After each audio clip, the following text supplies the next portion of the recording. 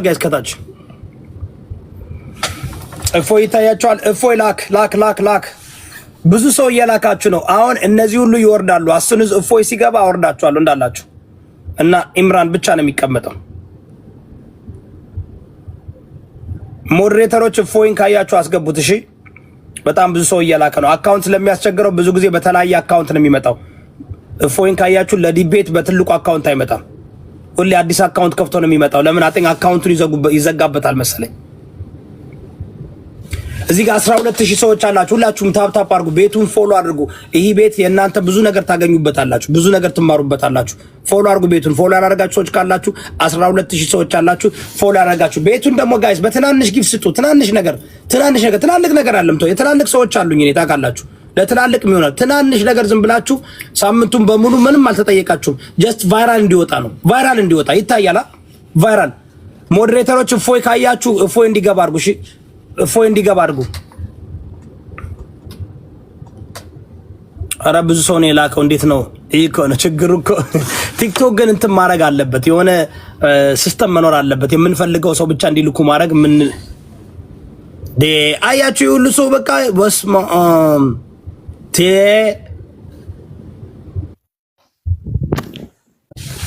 ጋይስ 2 ደቂቃው እንትን እያለ ነው። ለስኮ ደቂቃው ሊያልቅ ነው ጋይስ።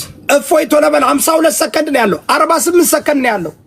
48 ሰከንድ ነው ያለው። እፎይ ቶሎ በላክ ጋይስ። እፎይ ቶሎ በል። ሞዴሬተሮች እፎይ ይታያቸዋል። ዛሬ ነው ቀጠሮው። ሳምንት በሙሉ የሰራንበት ዛሬ ነው ቀጠሮው። ሳምንት በሙሉ ያ ሁሉ በሚሊዮን የሚቆጠር ቪዲዮዎች የታዩበት ብዙ ከ4 ከ5 ሙዚቃ በላይ የተሰራበት አድቨርታይዝመንት የተደረገበት። ኦኬ እፎይ ነው መሰለኝ አየሁት መሰለኝ። አንዴማ የት አለ አሁን? እፎይ የሚል አይቼ ነበር። 5 ሰከንድ ነው። ፌክ ነው።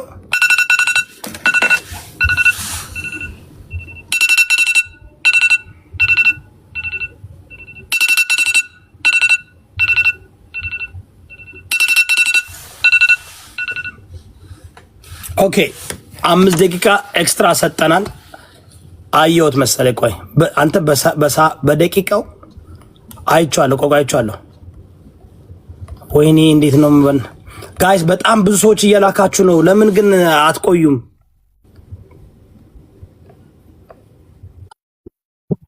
አይ እንትን ሜቢ ከመጣ ችግር የለብኝም። እንትና ግን ለመጨረሻ ጨምርለት። ለመጨረሻ ይፎ አይደለም በተለያየ አካውንት ስለመጣ ነው። ሁሉ ጊዜ በእንትን ነው የሚመጣው። አይ አካውንቱ በጣም ሳምንቱ ነው ይኸውልህ። የእፎይ የሚሉ አካውንቶች እንዳሉ ለምን እንደሆነ እንትን ያደርጋሉ። እንትን እያደረገበት ነበር። ዛሬ ሳምንቱን በሙሉ እያስቸገረበት ነበር። አካውንቱ ይወጣል ይገባል። እሺ ከሚሮጠው ጋር ከማይሮጠው ጋር ነው የሚወያየው አላችሁ። ሩጫ ወዳድሩት። የእፎይ ደቀ መዛሙርት ነው። ኦኬ ጋይስ 5 ደቂቃ ጨምረንለታል። ምናልባት እንደምታውቁት እፎይ ለህይወቱ ስለሚሰጋ እንደሰማነው ከሆነ ለህይወቱ ይሰጋል። ያለበት ኢትዮጵያ ውስጥ ስላለ ከቦታ ወደ ቦታ እየተሽከረከረ ስለሚሄድ ምናልባት በመልካም ፍቃደኛ ከሆናችሁ 5 ደቂቃ እንጨምርለት። ያው እናንተ ያላችሁበት እናንተ ለህይወታችሁ እየሰጋችሁ አላችሁም። እሱ ግን ለህይወቱ እየሰጋ እንደሚለው ከሆነ ከአንድ ቦታ ወደ አንድ ቦታ ከተወሰነ ሰዓት በኋላ ካወራ በኋላ ወደ ሌላ ቦታ ነው የሚሄደው። የሚከታተለው ሰው ስላለ ምን ትላላችሁ? ኢብራሂም አቡ የመጨረሻ ሲግሪ አንተ ካመጣው ይወራልቃለሁ። ምን እናድርግ መሰለህ? ታፕ 3 ሚሊዮን ከገባ ፕሮግራም ትጀምራለህ። በቃ እንጠብቀው። ምክንያቱም እኔ በጣም አዳልታል ብለው በጣም ብዙ ነው ያሰቃዩኝ ሳምንቱን በሙሉ። ለምን መድገም የምፈልገው ነገር አለ። ኢምራን እንደ እፎይ ባይቀበል ኑሮ ኢምራን ላይ ነበር እኔም ቪዲዮ የምሰራበት። ይህን ጸባይን ደግሞ ታውቃላችሁ። እዚህ ጋር 14000 ሰዎች አላችሁ። እኔ በእፎይ ብዙ ኮንትሪ የሰራውበት እንዲመጣ አልቀበልም። ኢምራን መጀመሪያ ጊዜ ነው የተቀበለው፣ ጠያቂው ራሱ ነው። ስለዚህ ግን አዳላ ስላላችሁኝ በቃ ታፕታፑ 3 ሚሊዮን ሲገባ ኢምራን ፕሮግራምን ትጀምራለህ። ሌትስ ጎ ጋይስ። እዚህ ጋር ግን እዮዳብ ያው ከመጣሁ ቀር ማስተማር እፈልጋለሁ። አክቹሊ አሁንም ብያለሁ፣ ውይይቱን እንደጠራህ የሰማሁት መጨረሻ ነው። አክብርን የመጣሁት ከጠራህ ቀር ሙስሊም አንፈራም መተናል አይደለም። እንዳውም ደብዬ ቴክስት አድርጌ አሁን መቼ ነው ብዬ ጠይቄሃለሁ። አሁን ነው ችግር የለውም። ግን ከመጣ እጠብቃለሁ 5 ደቂቃ። ካልመጣ ምን ታደርግልኛለህ እዮዳብ? ኮሜንት ትዘጋልኛለህ። ለምን መርፌ አለኝ። አሁን የምናጋቸው ነገሩ መጽሐፎች ይከፍታሉ። ስለዚህ ኮሜንት ትዘጋልኝና ደቂቃ ሰጠኛለህ። የማወራቸው ነገሮች አሉ ማለት ነው። እሺ ግን ደቂቃ ምንም ችግር የለም። እሱማ እኮ ፕላኑ ነው። እሱ እኮ በቃ እኔ እሱም ቢመጣ አንተ ባትመጣ ያን ነገር እንዲደረግ እፈልጋለሁ። 14000 ሰው መማር ይፈልጋል፣ ማየት ይፈልጋል። ስለዚህ ኮመንቱን እዘጋላለሁ፣ በትልቁ አረጋለሁ። ቁጭ ብለህ እኔም ቁጭ ብዬ ቡናዬን እየጠጣሁ አዳምጣለሁ። አላቋርጥህም፣ አልጠይቅህም። ልጠይቅህ አይደለም ዛሬ መጣሁት። ተረዳኝ ምናምን። ሌላ ጊዜ ጥያቄዎችን የምትመልስልኝ ከሆነ የኔ ጥያቄዎች ካሉኝ እጠራሃለሁ፣ አክብሬ መጠጥ ትመልስልኛለህ። ዛሬ ግን ከእፎይ ጋር ውይይት ለማድረግ ይኸውላችሁ፣ እሱ አሁን ነው ያወቀው፣ ከ40 ደቂቃ በፊት ነው ያወቀው እሱ ኢምራን። ምክንያቱም የሰዓት ድፍረንት አለን። ትናንትና ነው ፖስትኩት እኔ። እሱ መቼ ነው አለኝ። እንዴ 1 ሰዓት ነው የቀረ አልኩት። ማሳየት ይችላል። 1 ሰዓት ነው የቀረ አልኩት። በቃ ምንም ማድረግ አልችልም። 1 ሰዓት እኔ 1 ሰዓት ነው የሚቀር። ምክንያቱም አዳላ እያሉ እየተናገሩ ስለሆነ ለሱ ሳልነግረው ነው የሰራው። ለማንም ሳልነግር እዚሁ ከሞዴሬተሮች ጋር ተነጋገርን፣ ፖስትኩኝ። የመጨረሻ ጊዜ ነው። ከእፎይና ከኢምራን እጅ ወጣለሁ ዛሬ እኔ። እፎይ 400,000 ሰው ብቻ ነው። ይኸውልህ ጋይ 3 ሚሊዮን ከገባ ፕሮግራሙን ይጀምራል። ሌትስ ጎ ታፕ ታፕ አድርጎ አንዴ 3 ሚሊዮን ከገባ ፕሮግራሙ ይጀምራል። 3 ሚሊዮን ታፕታፕ ከገባ እነዚህ ሰዎች ደቂቃውን ባረገው ይሻል ነበር። ደቂቃውን ባረግ ይሻል ነበር እንዴ። በመቼው 207 ገባችሁ። 3 ሚሊዮን ግቡ። ለማዳ 130 አካውንት ነው ያለኝ። ሪኮርደሮቼ ወደ 100 ናቸው። ኑና ጋይስ ሪኮርድ አድርጎ የዛሬውን ፕሮግራም እና ፖስቱ፣ በየቦታው ፖስቱ። ሌትስ ጎ አሁን እንዴ ረቀስ በሉ። ወይኔ ደቂቃው ይሻል እዴ። አይ ይሄ ትክክል አይደለም ኢምራን። እንዴ 5 ደቂቃ ይሻል ነበር። በ1 ደቂቃ እኮ 3 እንዴ ጋይስ ሞሉት እኮ እንዴ አውርቼ እኮ አልጨረስኩም። ያ ኦልሞስት 30 ደቂቃ ጠብቀናል እዮዳ። ስለዚህ ለኛ ምን ተናገርልኝ? ትንሽ ላዳላ ብዬ እኮ ነው እነሱ አዳላ እያሉኝ ስለሆነ ትንሽ ላዳላ። እስኪ እናንተ ሳምንቱን በሙሉ አይደለም ትጋልኩት አዳላ እያሉኝ እግዚአብሔር ሲወላጅ ጋር 10 ሰዓት ነው ያልነው። 33 ደቂቃ አልፈናል። 33 ደቂቃ አልፈናል እንዴ። እነዚህ በምንድን ነው መሽን አላችሁ እንዴ ታፕታፕ የሚያደርግ? እሺ ጋይስ ሌትስ ጎ እንጀምር የምትሉ ይጀመር የምትሉ ይጀመር። ፌርነኛውን ፌርነን 33 ደቂቃ ጠብቀናል። 33 ደቂቃ ጠብቀናል። 2 ሰዓት አንጠብቅም እኛ። 33 ደቂቃ ጠብቀናል። ይጀመር።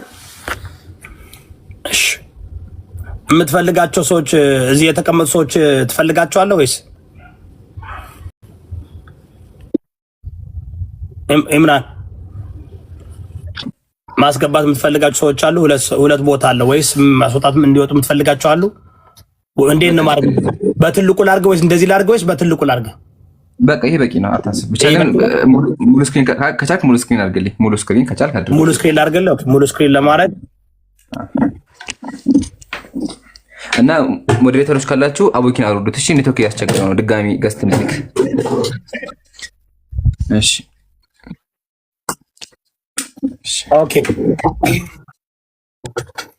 አንዴ ጋይስ ልንገራችሁ፣ ጥሪያችን አክብሮ የመጣ ኢምራን ነው። 35 ደቂቃ ጠብቀናል። አሁን ኮሜንት አጥፋ ብሏል። ኮሜንት ሙሉን ነው ማጠፋልህ እስከ መጨረሻው። ኮሜንቱ ዝጋልኝ፣ ሊሳደቡ ስለሚችሉ አሁን የማወራቸው ነገር ስለሚከብዳቸው አንዴ ኮሜንት ዝጋልኝ። ኦራይት ጋይስ ሁላችሁም ታፕ ታፕ ኮፒ ሊንክ እያደረጋችሁ ትናንሽ ቫይራል አውጡት። እሺ እኔ ሚውት ላደርግ ነው። ካሁን በኋላ አትፈልገኝም ነኝ አይደል? ጨርሰሃል፣ ስራህን ጨርሰሃል። እሺ ሁላችሁም አመሰግናለሁ በሰላም ስለመጣችሁ። እኔ ካሁን በኋላ ተወጥቻለሁ። የእፎይና የኢምራን በዚህ ያልቃል። ስትጨርስ ንገረኝ፣ ሚውት አድርጌ አዳምጣለሁ። እሺ እናመሰግናለን። ሁላችሁም ሙስሊም ወንድሞቼ እህቶቼ፣ አሰላሙ አለይኩም ወራህመቱላሂ ወበረካቱ። እንዲሁም ክርስቲያን ወገኖቻችን ሰላም ብያለሁ። ያው እዮዳብ አወያያለሁ ብሎ ሳምንት ሙሉ ፕሮግራም ተዘጋጀ ነበር። አመጣዋለሁ ብሎ ቃል ገብቶ ነበረ። ግን እንዳየነው ሊመጣለት ፈቃደኛ አልሆነም፣ እኔ ፊት መቆም ስለማይችል ማለት ነው። ስለዚህ ኢዮዳብ ስራውን ተወጥቷል። በጣም እናከብርሃለን፣ እናመሰግንሃለን። ለምን ካልከኝ እስካሁን 1 ሳምንት መስዋዕት አድርገህ ውይይቱ እንዲካሄድ ሞክረሃል። ሁለተኛም ደግሞ እኛን አክብረህናል። ኢቨን ገስት ላይ ስመጣ ራሱ ሙዚቃ ከነበር ሙዚቃው እንዲዘጋጅ ያደረክ በስነ ስርዓት አስተናግደናል። ይሄን እናመሰግናለን ማለት ነው። ዱዓ እናደርግልሃለን፣ አላህ ሂዳያ ይስጥህ። እሺ ይሄን ካየን ያው ውይይቱ አክቹአሊ አሁን የሰማሁት ብያቸው አሁን የሰማሁት ግን አሁን ብሰማው እኔ የውይይት ጥሪ አክብሬ እመጣለሁ፣ ችግር የለብኝም። ኢዮዳብም ምንድን ያልኩት ባለፈው በፈለክበት ሰዓት ጥራኝ እመጣለሁ ብያለሁ። ያው ሰዓቱ ደርሶ ተገኝቻለሁ፣ ጨርሻለሁ። ግን ምን አደርጋለሁ እኔ ኢዮዳብ ስራውን ጨርሷል። እኔ ግን ያጀማ ሁላችሁም ሪከርድ አድርጉ። ለመጨረሻ ጊዜ ያው 1 ሚሊዮን እንግባና 1 ሚሊዮን ከገባን በኋላ ድፍረቱ 1 ሚሊዮን ስለሆነ ሪዝን ያቀረበው 1 ሚሊዮን ከገባን በኋላ ሮብ 3 ሰዓት ላይ አሁን የፊታችን ሮብ 3 ሰዓት ላይ የውይይት ጥሪ አቀርባለሁ። ከዛ በኋላ ፋይሉ ይዘጋል።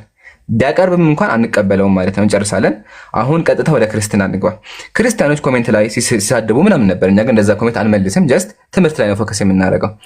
እሺ አልሐምዱሊላህ ወሰላቱ ወሰላሙ አላ ረሱሊላህ። እኛ ሙስሊሞች አምላካችን ኃያል እንደሆነ አምላካችን አንድ እንደሆነ እናምናለን። አምላካችን ቁርአን ላይ ምን አለ? ኢነኒ አነላህ አለ፣ እኔ አላህ ነኝ አለ። አላህ ማን ነው ስንል ደግሞ ሁወላሁ አለዚ ላ ኢላሃ ኢላሁ፣ እሱ አላህ ነው ከሱ ውጭ ሌላ አምላክ የለም ብሎ ተናገረ። ቀጥሎ አምላካችን ቁርአን ላይ ምን አለ? ቁል ሁወላሁ አሐድ በሉ አለ፣ እሱ አላህ አንድ ነው አለ። ስለዚህ ሙስሊሞች የምናመልከው አምላክ አንድ ነው። ባህሪያቶቹ ከሁሉ የላቀ ጥራት የተገባው ሱብሃነ ጥራት የተገባው አምላክ አለ። ይሄን ካየን ግን ወደ መጽሐፍ ቅዱስ ስንመጣ አምላክ በተገቢ ሁኔታ አልተገለጸም። አምላክ በተገቢ ሁኔታ አልተገለጸም። አምላክ ተንቋሿል የሚል ማስረጃ ታቀርባለሁ። ከምን ልጀምርላችሁ? መጽሐፍ ቅዱስ የሚናገረው አንድ ንግግር አለ። ትንቢተ ኢሳይያስ ምዕራፍ 42 ቁጥር 14 ላይ እግዚአብሔራቸው ምን አለ? መጽሐፍ ቅዱስ ላይ ከድሮ ዘመን ጀምሮ ዝም ብያለሁ፣ ዝም ብዬም ታግሻለሁ፣ አሁን ምጥ እንደያዛት ሴት እጮሃለሁ ይላል። አምላካቸው ምን አለ? እንደ እርጉዝ ሴት እጮሃለሁኝ እያለ ይናገራል። ጥያቄ አምላካችሁ ምን ቢሆን ነው እንደዚህ የሚጮኸው? እውነት አምላክ እንደ እርጉዝ ሴት ይጮሃል የሚል ጥያቄ አቀርባለሁ። ይሄን ካያችሁልኝ ተጨማሪ እግዚአብሔር አንድ የሚናገረው ንግግር አለ። በደንብ አዳምጡ። ይሄን ንግግር ምን አለ እግዚአብሔር? በእውነት ኤፍሬም ለእኔ የከበረ ልጅ ነው አለ። ትንቢተ ኤርምያስ መጽሐፍ ቅዱስ ትንቢተ ኤርምያስ ላይ ምን አለ? በእውኑ ኤፍሬም ለእኔ የከበረ ልጅ ነውን? ወይስ የተወደደ ሕፃን ነውን? በእርሱ ላይ በተናገርኩ ቁጥር አስበዋለሁ። ስለዚህ አንጀቴ ታወከችለት፣ ርኅራሄም እራራለታለሁ ይላል እግዚአብሔር። እግዚአብሔር አንጀቱ ታወከ። የእግዚአብሔር አንጀት ይታወካል። ጥያቄያችን አምላካችሁ ይታወካል? ክርስቲያን ወገኖቻችን ፕላስ አምላካችሁ አንጀት አለው? ይሄን መልሱልኝ። ክርስቲያኖች አንጀት ሲባሉ ምሳሌያዊ አነጋገር ነው፣ አንጀት የለውም ይላሉ። ግን መጽሐፋቸውን ስንከፍተው እግዚአብሔር አንጀት እንዳለው ያምናሉ። በመጽሐፋቸውም ጽፈው አስቀምጠዋል። ማስረጃ ላቅርብላችሁ፣ ተመልከቱ። አሁን የከፈኩላችሁ መጽሐፍ ይታያችኋል። ይሄ መጽሐፍ እዩት በደንብ። ሰይፈ ሥላሴ ሰይፈ መለኮት ተብሎ የሚጠራ መጽሐፍ ነው። ምን የሚል ነገር እናገኛለን? ተመልከቱ። ስንከፍተው ይሄ መጽሐፍ እንዴ እግዚአብሔር ከርስ እንዳለው ቃል በቃል ከርስ እንዳለው ተቀምጧል። ከርስ አለው እግዚአብሔር። እሱን ላውጣላችሁ እዚሁ። ያው አብ ወልድ መንፈስ ቅዱስ ሆይ የፍጡራን ሁሉ ከርስ አይደለም የፍጡራን ሁሉ ከርስ ለፈጠረ ከርሳችሁ ሰላምታ ይገባ ይላል። ያው እዚህ ጋር ተመልከቱ። አብ ወልድ መንፈስ ቅዱስ ሆይ የፍጡራን ሁሉ ከርስ ለፈጠረ ለማይመረመር ከርሳችሁ ሰላምታ ይገባ ይላል። ስለዚህ ክርስቲያኖች አምላክ ብለው የሚያመልኩት አካል ምን አለው? ያው እንዳያችሁት ከርስ አለው። አያችኋ? ከርስ አለው። እግዚአብሔር ከርስ አለው። ይሄን የተናገረው ደግሞ መጽሐፋቸው ነው። እግዚአብሔር ምን አለው ሌላ ግን ከርስ ብቻ ነው እንዴ ካላችሁኝ ክርስቲያን ወገኖቻችን አይደለም። ከርስ ብቻ አይደለም ያለው። ምን አለው ተላሳያችሁ። እዛው መጽሐፍ ላይ ምን ይላል? አብ ወልድ መንፈስ ቅዱስ ሆይ እግዚአብሔር ሆይ ቅዱስ እግዚአብሔር ኃያልና የሚያስፈራ አይኑ እንደ እሳት የሚነድ እሱ አንድ ቅዱስ ነው አለ። እግዚአብሔር አይን አለው። አይኑ ደግሞ የሚያስፈራ የቀላ ነው። ቀይ አይን ነው ያለው። እንደምታውቁት ምሳሌ ሰካራሞች አናቸው ይቀራል። እንደዚህ አይነት ቀይ አይን አለው ብሎ ይናገራል። ያው ቀይ አይን አለው ይላል። ቀጥሎ ምን ይላል?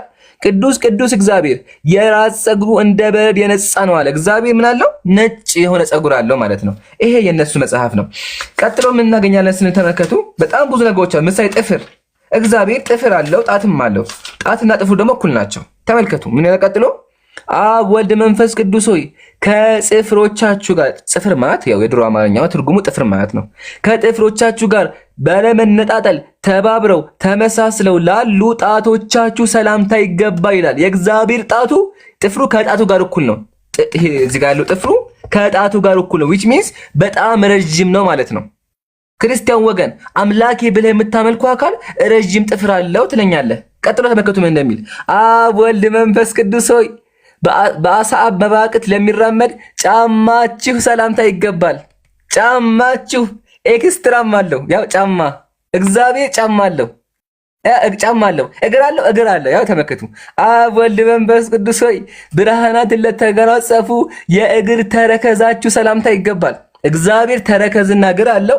ለእግሩ ደግሞ ጫማ አለው። እሺ ለሰውነቱ ልብስ አለው? አዎ ለሰውነቱ ልብስ አለው። ተመልከቱ መጽሐፍ ቅዱስ ምን እንደሚል ለሰውነቱ ልብስ አለው። አውጣላችሁ ትንቢተ ኢሳይያስ ክፈቱላችሁ። ትንቢተ ኢሳይያስ እንደዚህ ይላል መጽሐፍ ቅዱስ ተመልከቱ። ትንቢተ ኢሳይያስ ንጉሥ ኦዚያን በሞተበት ዓመት እግዚአብሔርን ከፍ ባለና በከበረ ዙፋን ተቀምጦ አየሁት አለ ነብዩ ኢሳይያስ። የልብሱም ዘርፍ ቤተ መቅደሱን ሞልቶት ነበር። የእግዚአብሔር ቀሚስ ቤተ መቅደሱን ሞልቶት ነበር። ስለዚህ እግዚአብሔር ቀሚስም አለው ጫማም አለው። ይሄ እውነት እንዳይወጣ ስለፈለጉ ነው ያልመጣው ዛሬ ማለት ነው። ስለዚህ ይሄ እውነት ዛሬ ተጋልጧል። ህዝበ ክርስቲያኑ እዚህ ጋር አዳምጥ በደምብ። አምላክ ብል የምታመልከው አካል ኤክስትራ ልብስና ቀሚስና ጫማ ያለው አምላክ የምታመልከው ሁለቱንም በማስረጃ ከመጽሐፍ ቅዱስ አሳይተናል። መጽሐፍ ቅዱስ ይታያችኋል። አሁንም ቀጥሉ። የፈለጋችሁትን ጥሩ፣ የፈለጋችሁትን አካላት ብትጠሩ እናገኛለን። ምሳሌ አንድ ይወጣልኝ ዝም ብዬ ላሳያችሁ። ይወጣልኝ ማለት ነው። እስካሁን ጥፍር አሳይቻችኋለሁ፣ እግር አሳይቻችኋለሁ፣ ተረከዝ አይተናል። የቀረ ምንድነው? ራስ፣ ፀጉርና ራስ። ተመልከቱ። ፓራቅሌጦስ ሆይ አለ ለመለኮታዊ ራስ ሰላምታ ይገባል።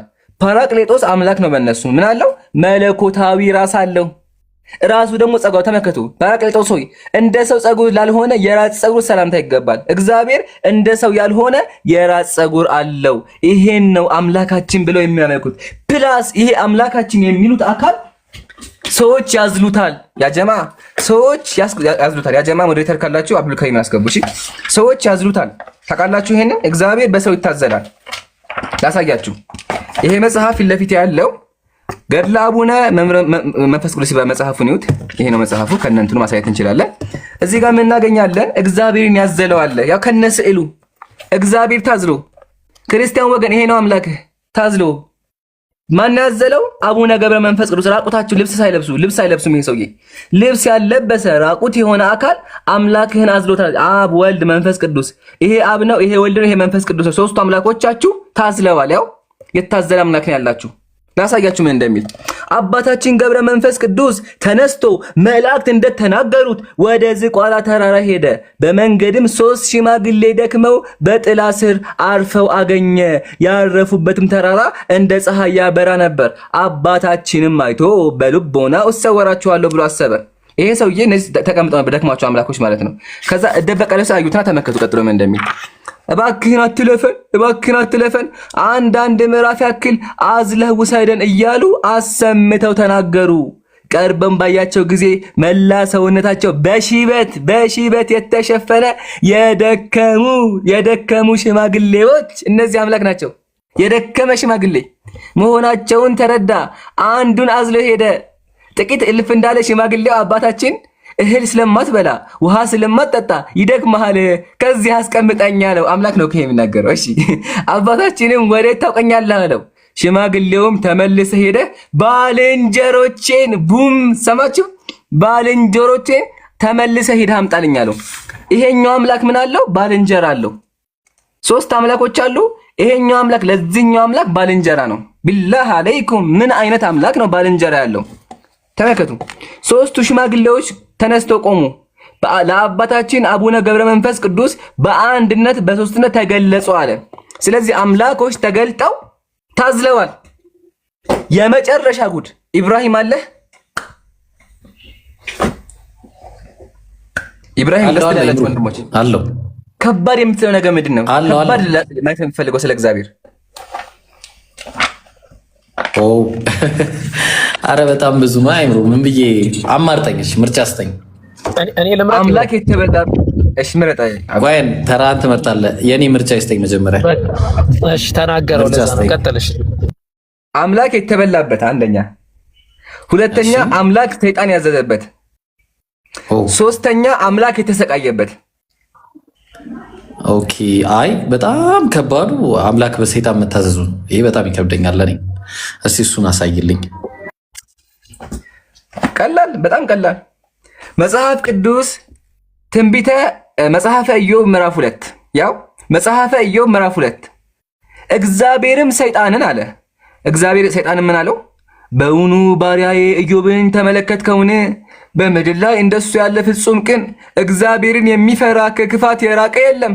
በከንቱ አጠፋው ዘንድ በእርሱ ላይ ምንም ብታንቀሳቅሰኝም አለው። የክርስቲያኖች አምላክ ማን አንቀሳቀሰው? ሰይጣን አንቀሳቀሰው። የተናገረው ማን ነው? ራሱ እግዚአብሔር አለው። ያለው ማን ነው? እግዚአብሔር። እግዚአብሔር ሰይጣን አንቀሳቅሰኛል ብሎ አመነለት። ስለዚህ የክርስቲያኖች አምላክ ሰይጣን ያንቀሳቅሰዋል። ይሄን የምታመልኩት አይታችኋል። አቡኪ ምን ላሳይ? ከዚህ በፊት ስትናገርም ሰምቻለሁ። እንደ ቆሎ ነው ተበልተዋል አይነት ነገር ማለት ነው። እሷ በጣም ወሳኝ ናት። አስባችሁታል? አምላክ መበላት ማለት ገብቶ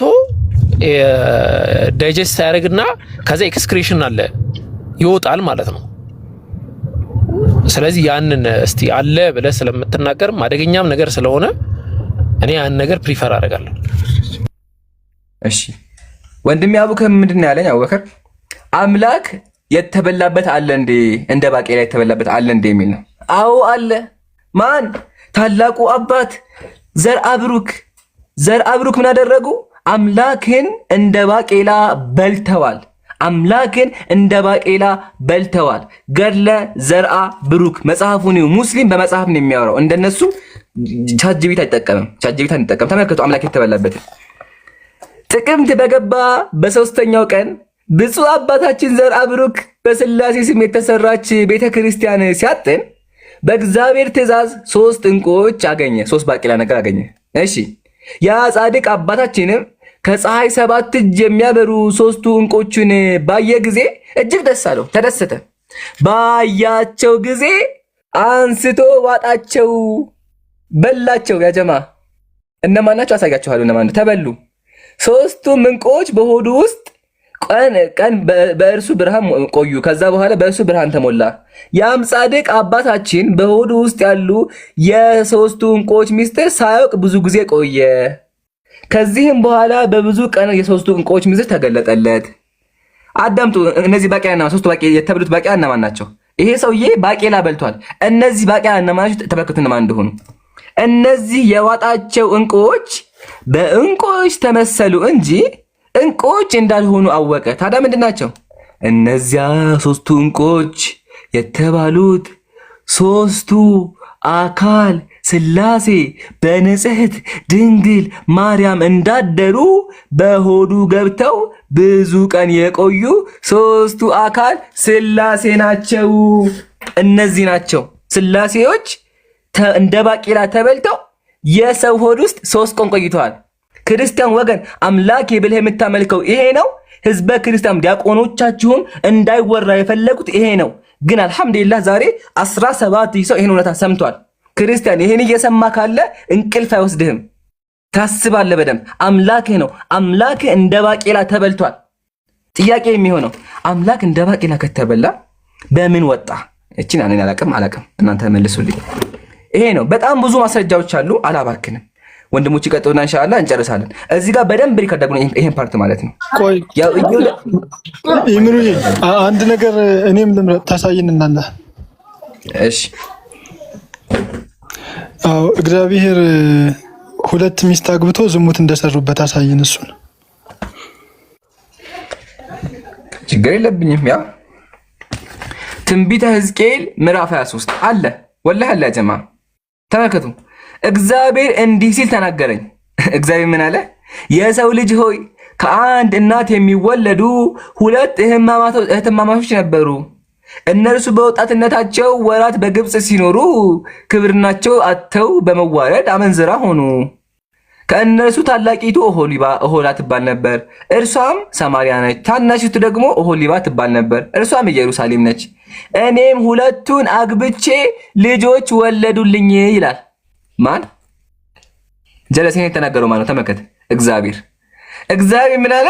ሁለት ሴቶች ነበሩና እህትማማች ናቸው። እህትማማች አገባ እግዚአብሔር፣ ልጆች ወለዱልኝ። መጽሐፍ ቅዱስ ትንቢተ ሕዝቅኤል ምዕራፍ 23። ከዛ ተጣሉ። በምን ተጣሉ? ተመልከቱ የተጣሉበት ምክንያት። ብልቶቻቸው እንደ አህያ ዘራቸውም እንደ አለሌ ፈረስ ሆኖ በፍትወት የሚቃጠሉ ወንዶች ተማረከች ያለ። እግዚአብሔርን ከዳችሁ። ለምን ከዳችሁ? ብልታቸው እንደ አህያ የሆነ ተከተለች። ወላሂ መጽሐፍ ቅዱስ ነው 1977 እትም ማለት ነው። አይታችኋላ? መጽሐፍ ቅዱስ ትንቢተ ሕዝቅኤል ብልቶቻቸው ይናገራል። አውዙ ቢላህ ይቅርታ በጣም ይለቃሉ፣ ግን መጽሐፍ ቅዱስ ነው። ስለዚህ ያ ማስረጃ አቅርበናል። ጨርሻለሁ እኔ። ቀጣይ የሚጨመር ካለ ወንድሞች ኢምሩ። አዎ እዚህ አጋጣሚ ላይ ትንቢተ ሕዝቅኤል እዚህ አንድ ክፈተው ያው ቦታ ላይ ማለት ነው። ምክንያቱም ተመሳሳይ ነገር ስላለ እኔ በጣም የገረመኝ ታችኛው አውርድ ወደ ላይ ከፍ አድርጋ ትንሽ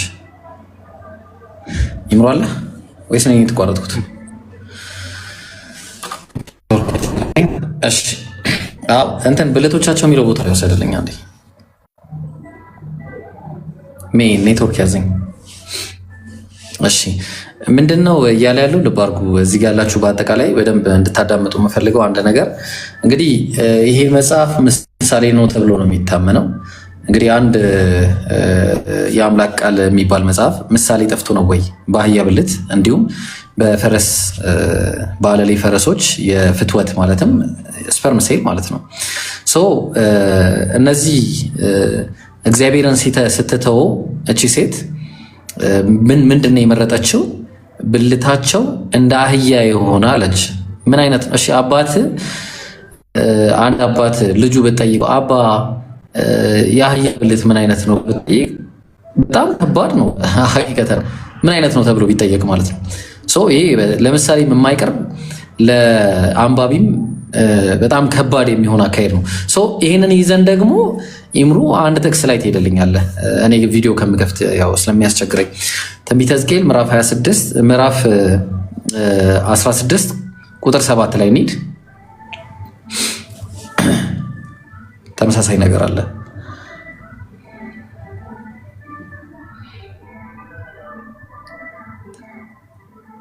እሺ እዚህ ጋር ያላችሁ ሁላችሁም እዚህ ጋር ያለነውን ፎሎ አድርጉ። ሁላችንም ንጽጽር የምንሰራ ልጆች ነን።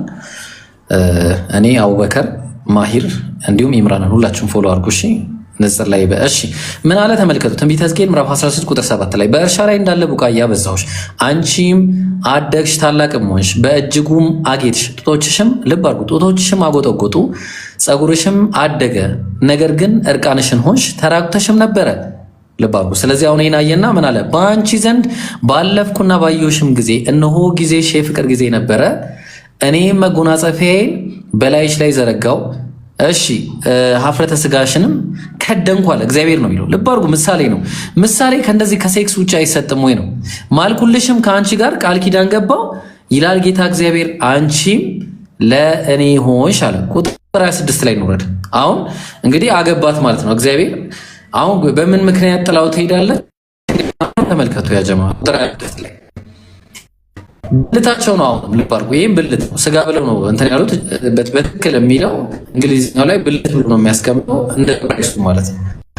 ብልቶቻች ከጎረቤቶችሽ ከግብፃውያን ጋር አመነዘርሽ፣ እኔንም ታስቆጭ ዘንድ ግልሙትናሽን አበዛሽ ይላል። ጋይስ ቅድም ብልቶቻቸው ረዣዥም ከሆኑ ማለትም ከአህያ ብልት ጋር እያለ ይናገራል። አሁን ደግሞ እዚህ ጋር ስታዩ ወፋፍራም ይላል። አሁን ምንድን ነው እኔ ጥያቄ። አሁን ልብ አድርጉ ያጀማ እንግዲህ የአምላክ ቃል እንደዚህ አይነት ነው ወይ? አሁን ወፍራም ብልትና ረዣዥም ምናምን እና ይሄ በጣም እንድታስቡበት የሚፈለግ ነገር ነውና ይምሩ። ሌላ የምታወራው ካለ ቀጥሉ። ሌሎች ጀዛከላ ባይ ዘ ዌይ ኢብራሂም ያነሳ ፖይንት በጣም ወሳኝ ፖይንት ነው። አምላክ እንዴት ነው እንደዚህ የሚናገረው? ቢላህ አለይኩም አምላክ ብልቶቻቸው እያለ እንዴት ይናገራል? እንደ አህያ እያለ ቆይ አሁን አንድ ዲያቆን ወይም አንድ ክርስቲያን ልጅ ዲያቆን ጋር ሂዶ ይሄ እግዚአብሔር እዚህ ጋር ምን እያወራ ነው? ምን ብሎ ነው የሚመለሰው? ቆይ ምን ብሎ የሚመለሰው? ንገሩኝ እስኪ። አዑዙ ቢላህ አዑዙ ቢላህ አዑዙ ቢላህ። ይሄ ግን አምላካችን የሚሉት ነው። ቀጣይ የማሳያችሁ ደግሞ እዛው የተያያዘ ጉዳይ ነው፣ ግን ከሱ በፊት አቡበከር የሚያሳየን በጣም ከባድ ነገር አለ። አቡኪ ቀጥል ኢንሻአላህ።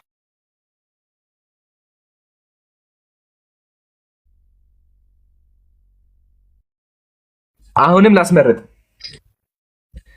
አንደኛ አምላካቸው ከንፈር ስሞ የገደለበት አለ አንደኛ። ሁለተኛ አምላካቸው እስከ 30 ዓመቱ ድረስ ጡት የጠባበት አለ።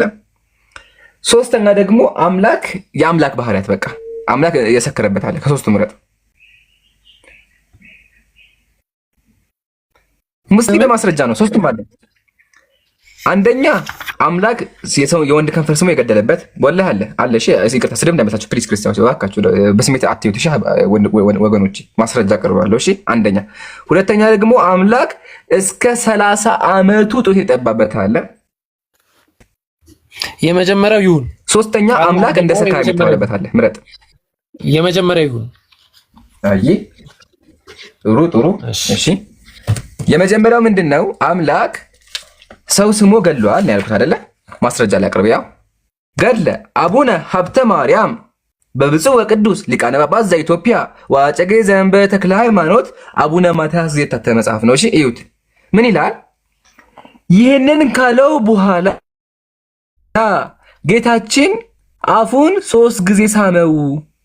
ያም ጊዜ ከመድኃኔዓለም ጣዕም የፍቅር የተነሳ ነፍሱ ከስጋው ተለየች ይላል። ሰምታችሁኛል? ቅዱሳን ሰምታችኋል? ኢየሱስ አቡነ ሀብተ ማርያምን እሳቸውን ማለት ነው እሳቸውን ናቸው ያቸው እሳቸውን 3 ጊዜ ሳማቸውና ገደላቸው። ከፍቅሩ ጣዕም የተነሳ ነፍሱ ከስጋው ተለየ። ሞተ። በቃ ሞቱ። ሰውየው ተሰሞ ሞቱ። አዑዙ ቢላህ። ይሄ ነው አምላክ የሰዎችን ከንፈር እየሳመ ይገላል። እንዴ ምንድን ነው? ኢየሱስ ምን ሆነ? መጽሐፍ ላይ ክርስቲያን ወገን ይሄን መጽሐፍን ካድ ወይም ደግሞ ምን እንደሆነ እንዲያስረዱ ዲያቆናቸው ይላክ። አንደኛ። ሁለተኛ ደግሞ የመጨረሻ ኢየሱስ እስከ 30 ዓመቱ ጡት ይጠባ ነበር ብያለሁ። እሱን ላሳይ በማስረጃ። አምላክ ነው እንግዲህ አምላካቸው አስቡት፣ የእናቱን ጡት አድጎ 30 ዓመት ድረስ ይጠባ ነበር። ያው ይሄ ደግሞ በትልቅ መጽሐፍ ነው የማሳያቸው። ይሄማ ላወረደው መጽሐፉ ይተልቅብኛል፣ አልችለውም። ያው ይታያችኋል። ይሄ መጽሐፍ ነው፣ ሃይማኖተ አበው ይባላል። ይሁት መጽሐፉ ምን ይላል? ዘዮሐንስ ላይ ይሁት የልደቱ ነገር ሰው ሊያውቀው ሊናገረው አይችልም። የአካል እድገት ፍጻሜ እስከሚሆንበት ዘመን 30 ዓመት ድረስ ጡት ጠብቶ በስጋ በየጥቂቱ ማደግን ወደደ። ኢየሱስ 30 ነው። እሺ 30 ዓመት ድረስ ጡት ጠብቶ ቅዱሳን አምላካችሁ ምድር ላይ መጥቶ እስከ 30 ዓመቱ ነዑዙ ቢላህ። እንኳን አምላክ ጤነኛ ሰው እስከ 30 ዓመት አይጠባም። እስልምናችን ላይ የሚፈቀደው እስከ 2 ዓመት ድረስ ነው። ከ2 ዓመት በላይ የለም። ግን እዚህ መጽሐፍ ላይ አምላክ እስከ 30 ዓመት ድረስ ጡት ይጠባ ነበር ይላል። ክርስቲያን ወገን በደንብ አስብ። ቄሶቹ ይሄን ካንተ ለመደበቅ እየሞከሩ ነው ያሉት። እሺ በደንብ አዳምጠኝ። ይሄን ነገር ካንተ ለመደበቅ እየሞከሩ ነው ያሉት። ግን ሙስሊሞች እንደዚህ አድርገን እናስነባለን። ስናሳይ ስክሪንሾት አድርገን መጽሐፎችን ብዙ መጽሐፎች እናሳያለን። ከዚህ በኋላ ስክሪንሾት አድርጋቸውና ሂደህ ጠይቃቸው። መጠየቅ አለብህ። አምላኬ ብለህ የምታመልከው አካል እንዴት ብሎ 30 ዓመት ድረስ ጡት የሚጠባው ምን እያደረገ ነው እናቱ ጋር? ይሄን ጥያቄ ጠይቃቸው። እሺ አንድ ልጨምርና ኢንሻአላህ ከዛ በኋላ በደንብ ደግሞ ይኬድበታል ማለት ነው። አሁን ቁርአን ላይ ተመልከቱ። ሁለት ነገር ላሳያችሁ። የሙስሊሞች አምላክና የክርስቲያኖች አምላክ። አምላካችን ቁርአን ላይ ምን አለ? ሰማይና ምድርን በመካከላቸው ያለውን ሁሉ በ6 ቀን ውስጥ በእርግጥ ፈጠርን፣ ድካምም ምንም አልነካንም ማለት። የሙስሊሞች አምላክ ኃያሉ አምላክ የኢየሱስ አምላክ ሰማይና ምድርን ሲፈጥር ድካም አልነካውም። ግን ወደ መጽሐፍ ቅዱስ ስንመጣ ኦሪት ዘጸአት ምዕራፍ 31 ምን ይላል? ተመልከቱ። እግዚአብሔር ሰማይና ምድርን በ6 ቀን ስለፈጠረ በ7ኛው ቀን ከስራው ስላረፈና ስለተነፈሰ ይላል። አምላካችሁ ደክሞ ተነፈሰ። ኡፍ ይላል። ሂብሩ ነፈሽ ይለዋል ቃሉ። ስለዚህ አምላካችሁ እየደከመው ይተነፍስ ነበር፣ አርፏል። ማረፍ ማለት ድካም አለበት ማለት ነው። አያችኋል? ልዩነቱ ይሄ ነው። እናንተ አምላካችን የምትሉት አካል ይደክመዋል።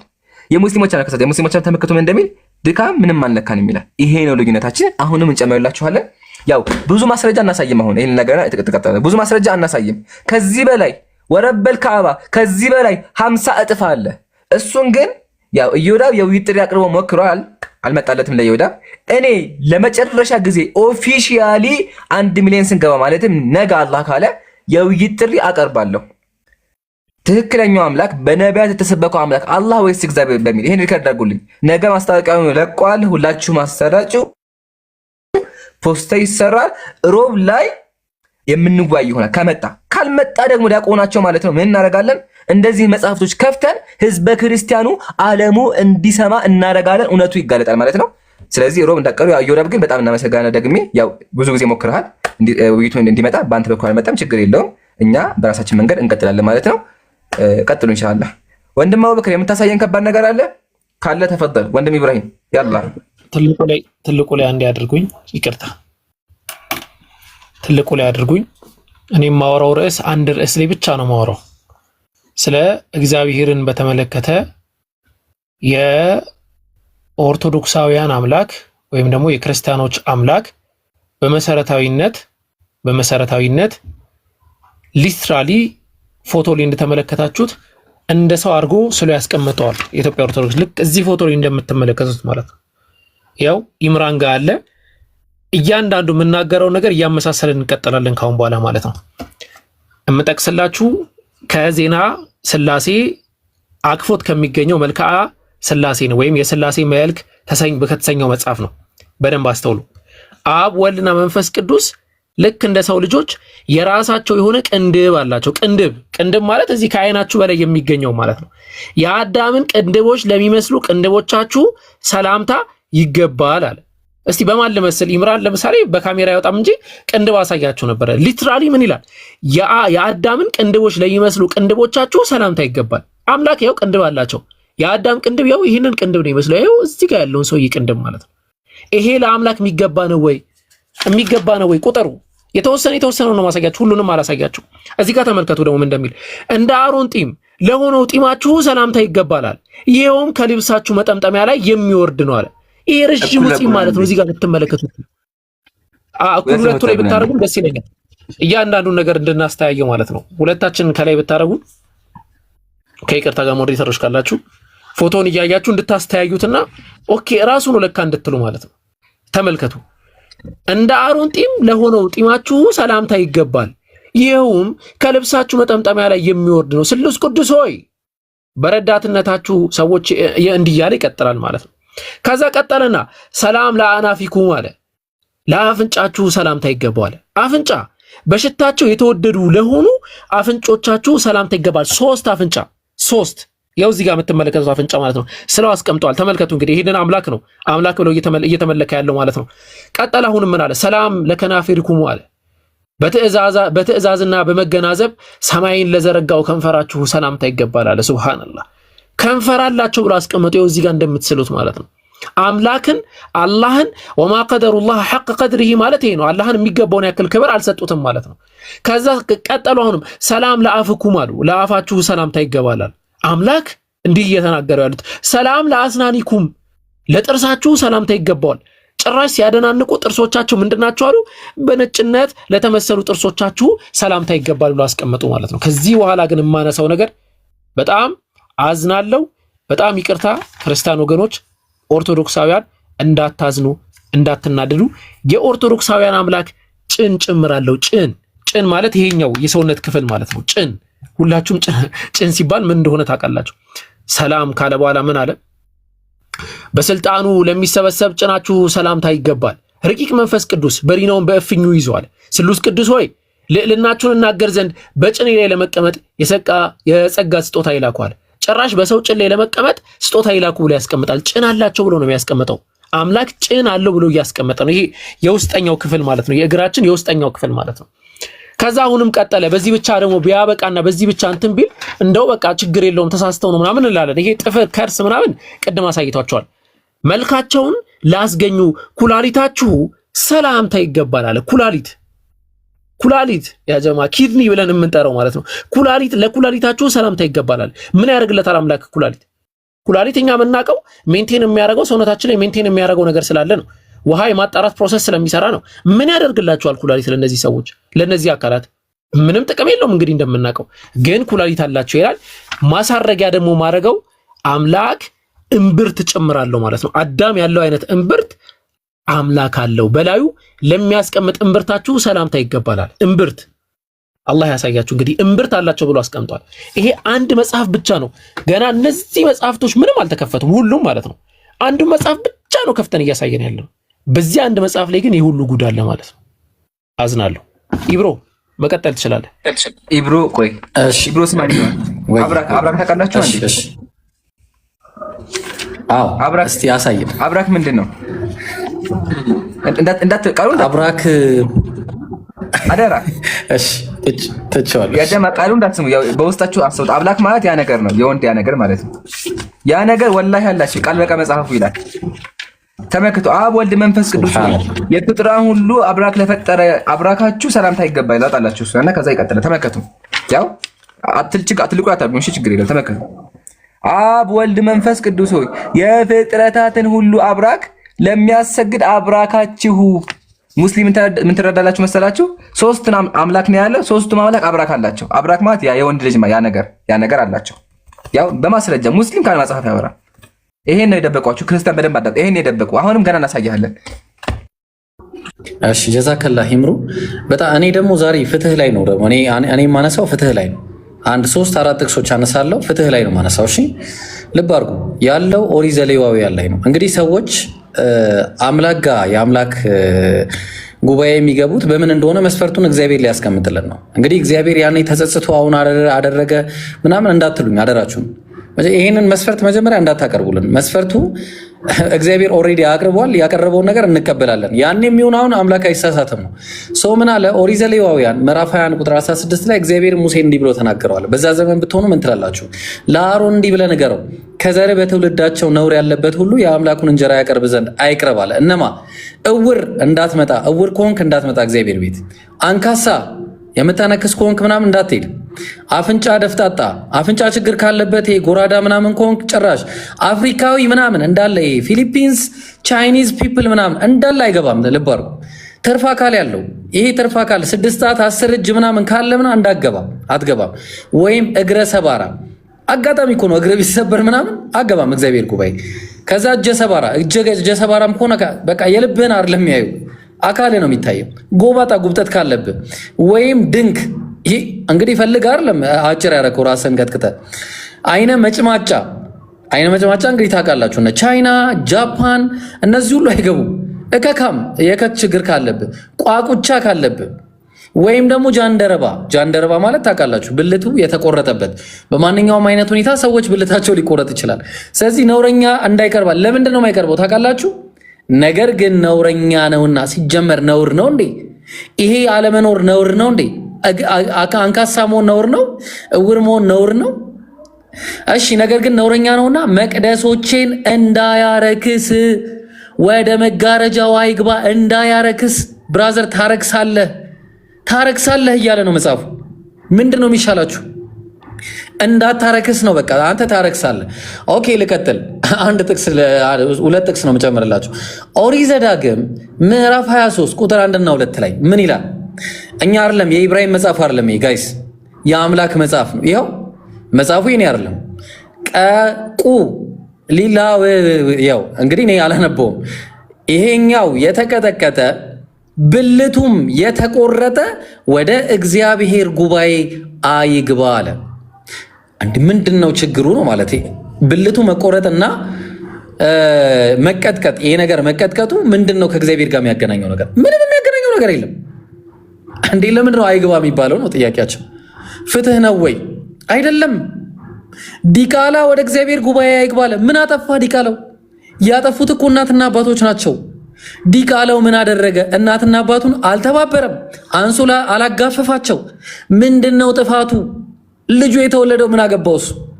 እስከ 10 ትውልድ ነው የማይገባው። ደግሞ እስከ 10 ትውልድ ድረስ ወደ እግዚአብሔር ጉባኤ አይግባለ። ምን አረገ ይህ ሰውዬ? ይሄ ልጅ ምን አረገ? እውነት አምላክ ፍትሃዊ ነው ወይ? በጣም ትልቅ ጥያቄ ነው ያለን። ስለዚህ እንግዲህ እኔ ጥያቄ በጣም ከባድ ነው። ይሄ አሁን እዚህ ጋር ያሉት ሰዎች የማይገቡበት ምክንያት አልተገለጸልንም። ሶስተኛ የመጨረሻ ብዙ ነገር ነው ያለው እንደ ነገር ግን 3 ላንሳና ይበቃኛል ማለት ነው። ሌሎች ወንድሞች ይቀጥላሉ። አንደኛ ሳሙኤል አይ ቲንክ ሁለተኛ ይመስለኛል። ኦፕስ እሺ እንትኑ ሄደ። ቆይ አንድ ጊዜ የታለ ይኸውና። እሺ አይ ቲንክ ሁለተኛ ሳሙኤል ምዕራፍ 11 ላይ ከቁጥር አይ ቲንክ 4 አካባቢ ይጀምርና ታሪኩ ይነግረናል ማለት ነው። እንግዲህ ዳዊት ታስታውሱ እንደሆነ አንድ የደፈራት ሴት ነበረች።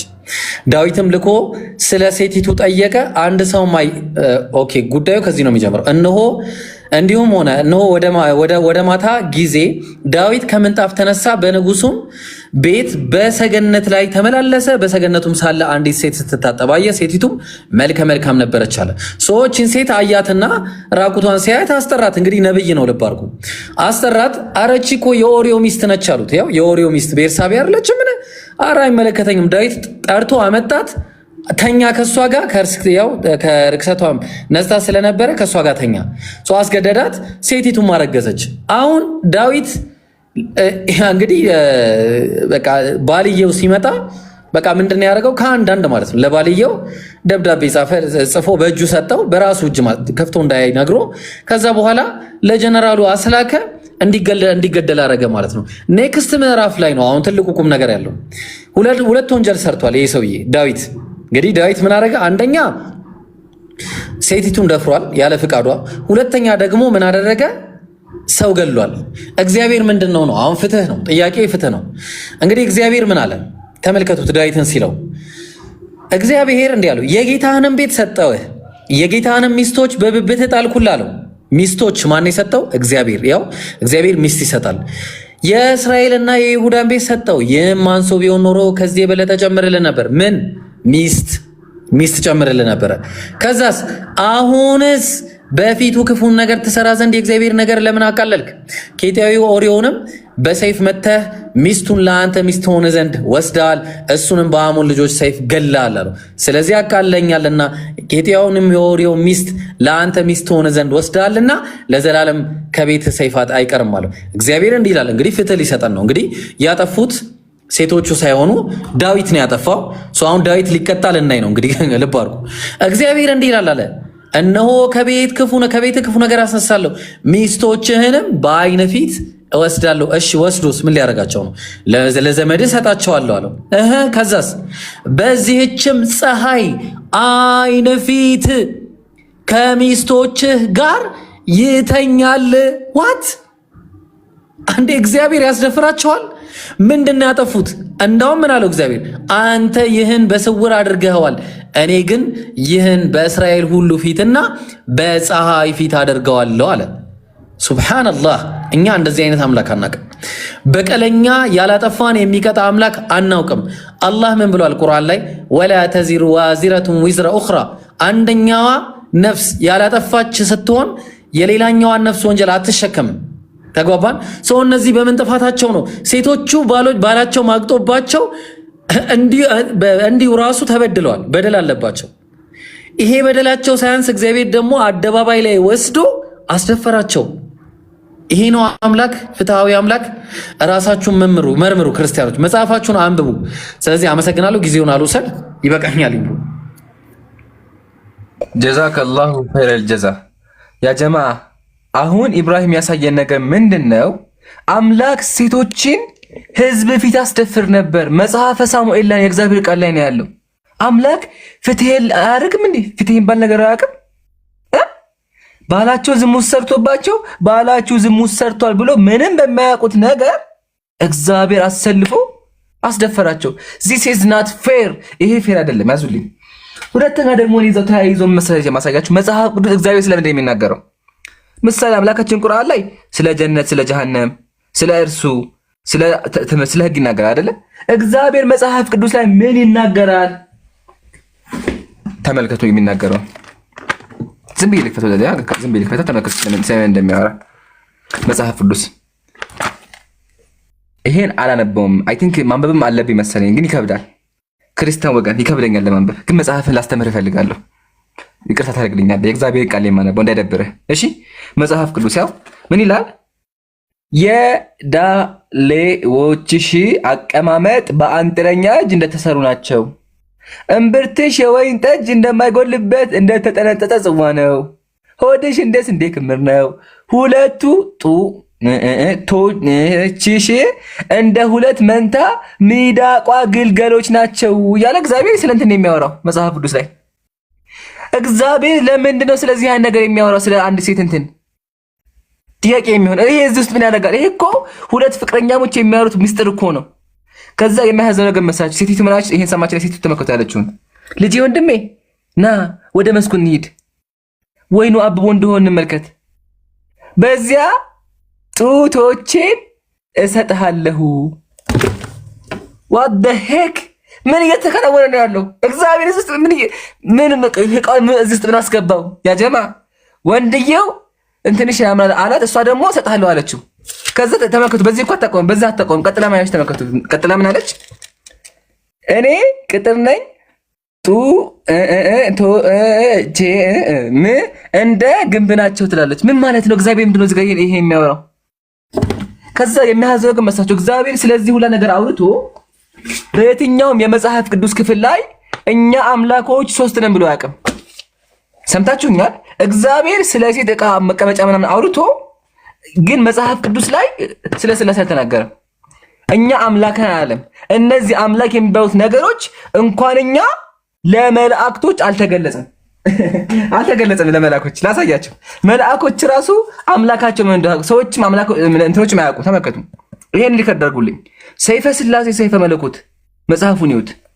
ፔጅ 203 ላይ ሚስጥርህ አለ ከሰውና ከመላእክት ከማንኛውም ፍጥረት የተሰወረ ነው አለ።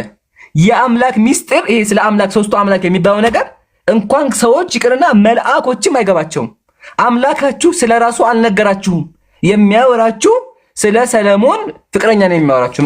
መኃልየ ጥያቄ የአምላክ ሚስጥር እንዴት ብሎ ከሰዎች ተደበቀ ትላላችሁ? ሶስትነቱ ማለት ነው። ሶስትነቱ ሰዎች አያውቁም፣ አልተነገራቸውም ይላል። ለዛ ነው ክርስቲያን አሁን ድረስ ስንት አምላክ እንደሚያመልክ አያውቅም። ስንት አምላክ እንደሚያመልክ አይ አንድ ናቸው ሶስት ናቸው ይላል። ግን በስዕል ስለው ቅድም እንዳሳየናችሁ አብ ወልድ መንፈስ ቅዱስ ብለው ያመልካሉ። የሚያስቀው ነገር መሰላችሁ? ቤተሰብ ናቸው። ልጅ ህርታት ሰምታችኋል? ቤተሰብ ናቸው። ይሄኛው አባት፣ ይሄኛው ልጅ፣ ይሄኛው እናት ናቸው።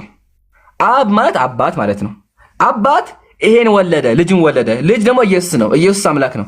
ሶስተኛው ደግሞ መንፈስ ቅዱስ ነው። ይሄ አያውቁትም። ባይዘው አብዛኛው ክርስቲያን መንፈስ ቅዱስ አምላክ እንደሆነ አያውቅም፣ ግን አምላክ ነው በመጽሐፉ። እሺ ይሄን ካየን ይሄኛው አምላክ ይገርማችኋል፣ እናት ነው። አባት እናት ልጅ ማለት ቤተሰብ ነው። በቃ የክርስቲያን አምላክ ቤተሰብ ነው። ተመልከቱ። ታላቁ የቤተ ክርስቲያን አባት ዳግማዊ ሙሴ ቅዱስ ኢፒፋኒዎስ በመጽሐፉ መጽሐፍ አክሲማውስ ተመልከቱ ምን ይላል? አዳም ማለት አለ ከሕያው ከእግዚአብሔር አባት ከሕያው መንፈስ ቅዱስ እናት የተገኘ የተፈጠረ ልጅ ነው አለ። መንፈስ ቅዱስ ምንድነው? እናት ነው። ቅዱሳን እየሰማችሁ ነው? ይሄኛው አምላካችሁ አባት፣ ይሄኛው ልጅ፣ ይሄኛው ደግሞ እናት። ምን አይነት ነገር ነው? ቤተሰብ ነው እንደምታወሩት። በጣም ይገርማል። ከዛ ይሄ አምላክ ደግሞ መሰላችሁ? ይሄ አምላክ በደመና ተጭኖ ይወርዳል። አምላክ በደመና ይጫንና እየበረረ እየሮጠ ይመጣል። ተመልከቱ ዛሬ ምን እንደሚል ሙስሊም በማስረጃ ያ ጀማ ስድብ እንዳይመስላችሁ እሺ፣ ባካችሁ ክርስቲያን ወገኖች እኛ እናከብራችኋለን፣ እንወዳችኋለን። ስድብ እንዳይመስላችሁ ግን መጽሐፋችሁን በአላህ መማር አለባችሁ እሺ። ስለዚህ ቄሱ የደበቃችሁን ነገር እኛ ገልጠን መጽሐፉን ገዝተን እያስተማራችሁ ነው። ሪከርድ አድርጋችሁ ሂዳችሁ መጠየቅ አለባችሁ። ተመልከቱ ምን እንደሚል ጌታ ተጋፍቶ ቢጠሩት ፈጥኖ ቶሎ አቤት ይላል። በብርሃን ደመና ተጭኖ ወርዶ አዳም አዳም ብሎ ጠርቶ ምን ሆን ካለው ይላል። እግዚአብሔር አምላካችሁ በደመና ተጭኖ ያው ተጭኖ አምላክ ተጭኖ ይመጣል። ቅዱስ ክርስቲያኖች አዳምጡ። አምላካችሁ ተጭኖ ይወርዳል። ተጭኖ ወርዶ አዳም አዳም ይላል። አምላክ ደመና ተጭኖ ይወርዳል። አረ ይሄ አይደለም፣ ይሄ አይደለም። አምላክ ይበራል። አምላክ ይበራል። ወላሂ ይበራል። መጽሐፍ ቅዱስ ነው ያለው። ላሳያችሁ ነው። መጽሐፍ ቅዱስ ተመልከቱ ምን እንደሚል። በጣም ይገርማል እኮ ሱብሃንአላህ ነው። በጣም አዝናለሁ ይሄ ነገር ስናገር፣ ግን መጽሐፉ ነው። ተመልከቱ። ሰማዮችን ዝቅ ዝቅ አደረገ ወረደ። የክርስቲያኖች አምላክ ወረደ። በኪሩቤል ላይ ተቀምጦ ምን አደረገ? በረረ። አያችሁ፣ ሙስሊም በማስረጃ አምላካችሁ ይበራል። ምን እየተከናወነ ያለው? ያው በመልአክ ላይ ሆኖ ኪሩቤል ላይ ተቀምጦ ይበራል። ኪሩቤል መልአክ ነው። እሱ ላይ ወጣበትና ይጋልባል ማለት ነው። ይበራል እሱ ላይ ሆኖ። ይሄ ምን አይነት አምላክ ነው ክርስቲያን ወገን? ይሄ እንዴት ነው ያልገባኝ ነገር ይሄ ነው። ምንድነው? ምን እየተከናወነ ያለው? ኢቭን ደግሞ ይሄ ነገር ነቢያቶቹ እንዳይገባቸው ነቢያቶቹን የእግዚአብሔር ነቢያት እግዚአብሔር ያወዛግባቸው ነበረ። እግዚአብሔር ነቢያቶቹ እንዳይገባቸው ያታላቸው ያጭበረብራቸው ነበረ። ራሱ እግዚአብሔር አለ። ተመልከቱ። ራሱ እግዚአብሔር ምን ተመክተን ቢተዝቀል ላይ ነብዩ ቢታለል ቃልንም ቢናገር ያንን ነብይ ያታለልኩት እኔ እግዚአብሔር ነኝ አለ። ማነህማ እኔ እግዚአብሔር ነኝ አለ። እግዚአብሔር የገዛ ነቢያቶቹን ያታላል። እጄን በእርሱ ላይ ዘረጋለሁ፣ ከህዝቤ ከእስራኤል መካከል አጠፋዋለሁ አለ። ራሱ አታለው ራሱ የሚያጠፋ አምላክ እግዚአብሔር፣ ያው እኔ እግዚአብሔር ነኝ አለ። ኧረ በእናታችሁ ምን እየተከናወነ ነው ያለው? አምላክ በደመና ተጭኖ ወርዶ አምላክ በሮ፣ ይሄ ደግሞ እንዳይገባቸው ነቢያቶቹን አጭበርብሮ ካጭበረበረም በኋላ ገሏቸው። ምን እያደረገ ነው ያለው አምላካቸው? በጣም ጥያቄ ሆነብኛል። ብዙ ነገሮች ነው ያሉት። አሁንም አይ ቲንክ ደቂቃዎች አሉ። ስለዚህ እንሄድበታለን። ተፈضሉ ጨምሩበት።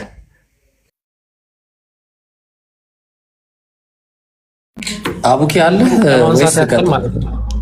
ኦኬ ቀጥልሽ። አሁን ነው የመጣሁትና ለማንሳት ያክል ሁለት ነገር ብቻ ነው የምጨምረው። ሁለት ነገር ብቻ ማለት ነው። አንዴ ሶስት ነገር። አንደኛው ኢምራን ለተናገረው ነገር ማጠናከሪያና ማስረጃ አድርጌ አንድ ጥቅስ ከፍትላችኋለሁ። ሁለቱ ደግሞ ጭማሪ ናቸው። አብ ወልድና መንፈስ ቅዱስ ኢምራን እንደተናገረው ይበራሉ ብሏል። ክንፍ ስላላቸው ነው የሚበሩት፣ ዝም ብሎ አይደለም። ያው ሰላም ለአክናፊኩም ማለት ቀድሞውን ከግብጽ በመካከሏ በወጡ ጊዜ እስራኤልን ላዘሉ ክንፎቻችሁ ሰላምታ ይገባል። መብረር ብቻ አይደለም ያዝላሉ ጭምር ማለት ነው። ተመልከቱ። ክንፎቻችሁ 3 ክንፍ ሰላምታ ይገባል አለ። ሰላምታ ይገባል ለክንፎቻችሁ። ክንፍ አላቸው ያ ጀማ፣ ክንፍ ያላቸው አካላት ናቸው። እና ለዛ ነው እያመለካችሁ ያላችሁት ክንፍ ያለውን አካል ነው እያልን ነው እኛ። ይሄ የሚሆን ነገር አይደለም። አንደኛ።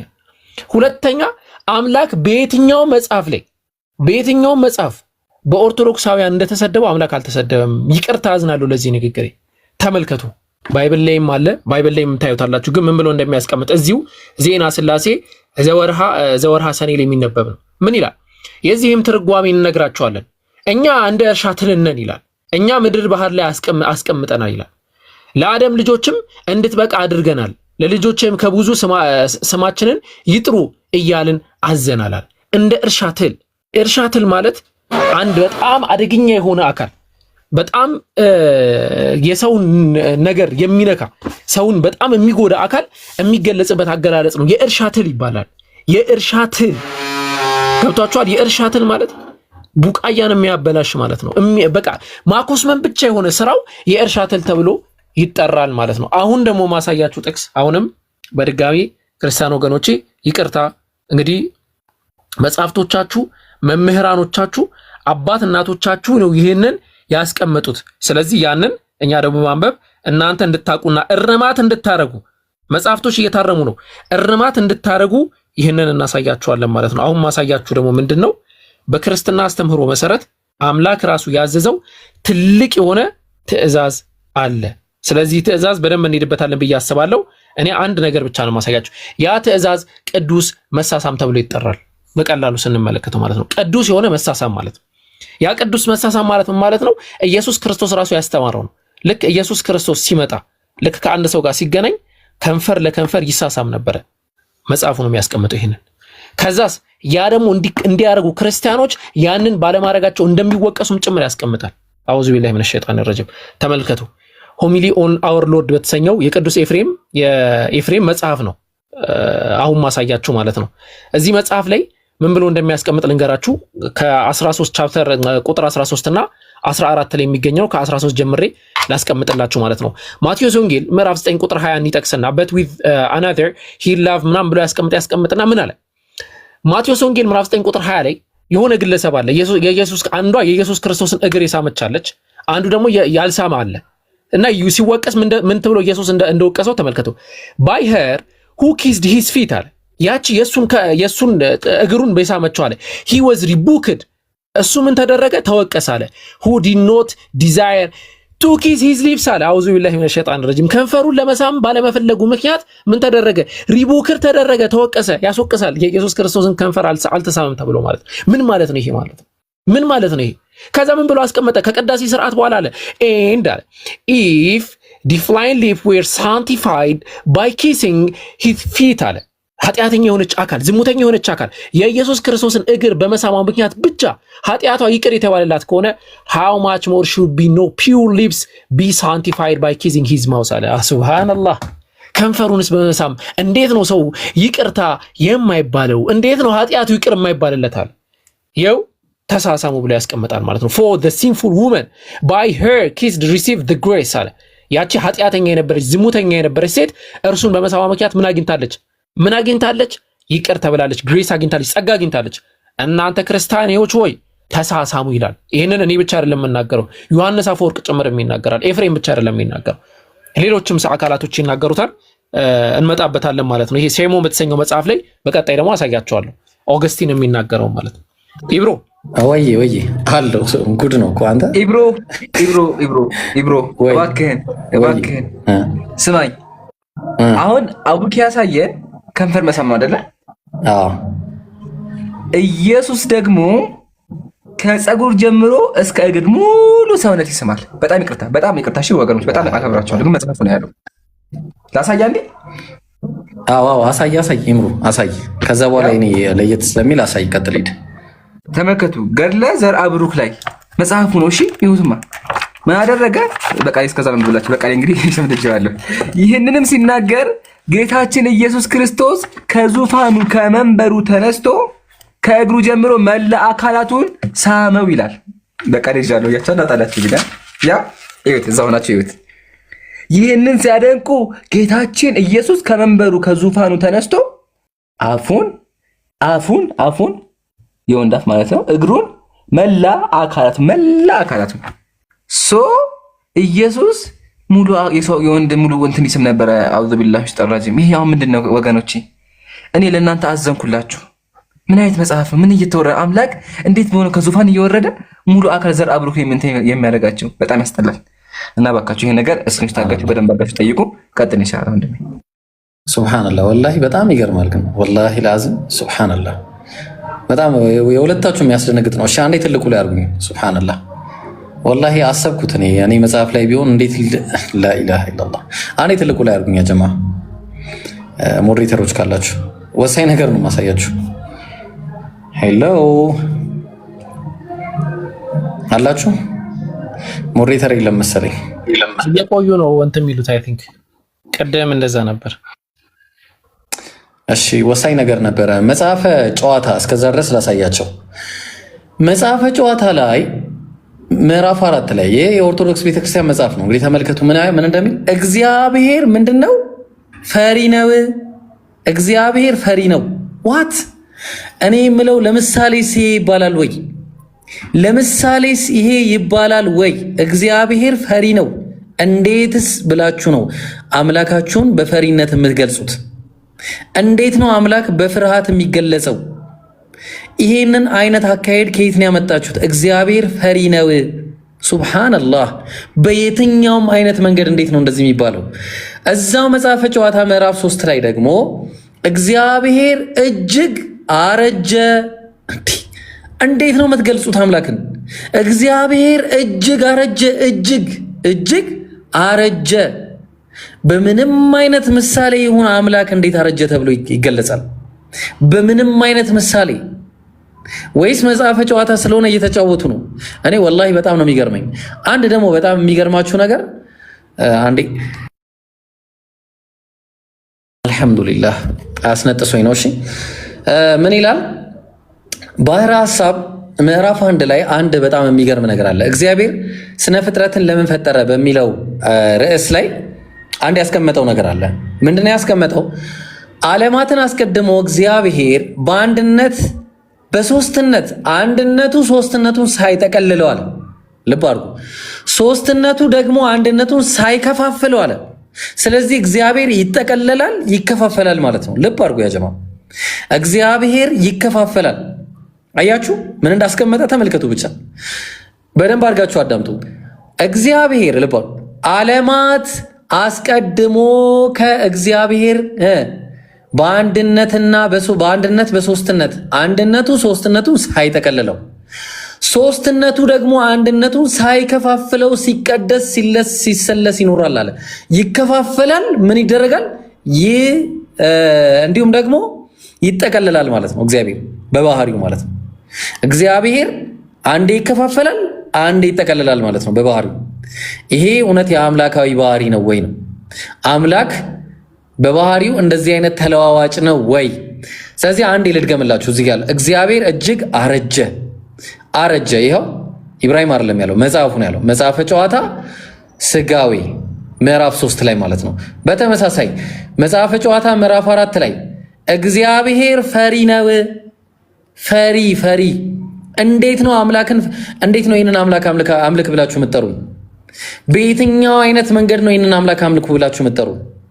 እግዚአብሔር ፈሪ ነው ብቻ ሳይሆን አንድ ልጨምርላችሁና እመለሳለሁ። ይበቃኛል እዚህ ላይ አንድ። ይሄ ሁሉ በነገራችሁ ላይ የእግዚአብሔር ባህሪያቶች ናቸው። ኢምሩ ወርዷል። አንድ ያስገቡት ኢምራንን አስገቡት በላቸው። ኢምራንንም ካለ አብዱልከሪምና እንትናንም አስገቧቸው። እሺ ማን ነው? ማሂርና አብዱልከሪም። እሺ ምን ይላል ተመልከቱ። እኔ ወላሂ በጣም ነው የሚገርመኝ። እኔ ለአምላክ እንደዚህ አይነት ባህሪ መስጠት በራሱ ምን አይነት እኔ እንዴት እንደምንስማማ እኔ አላቅም። ወዴት እንደምትጠሩን ራሱ እኔ አላቅም።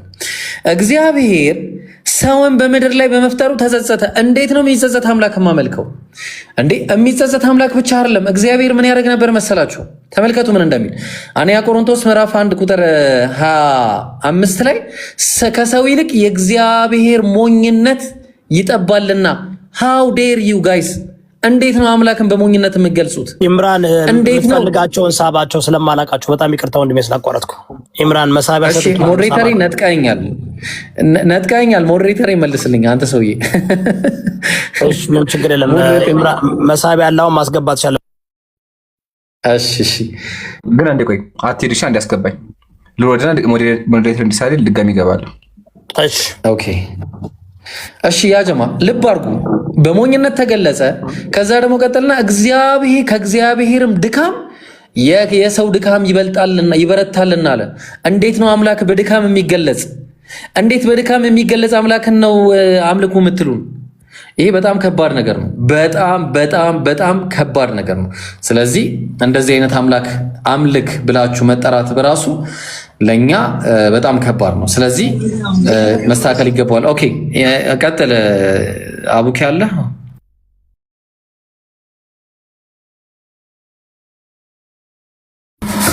ኦኬ አላችሁ ጋይስ በጣም ታፕታፕ ኮፒ እያደረጋችሁ ነው። ማን ላድርግላችሁ? ማን ነው? አቡኪ እኔ ያደርግልሃለሁ። ችግር የለውም።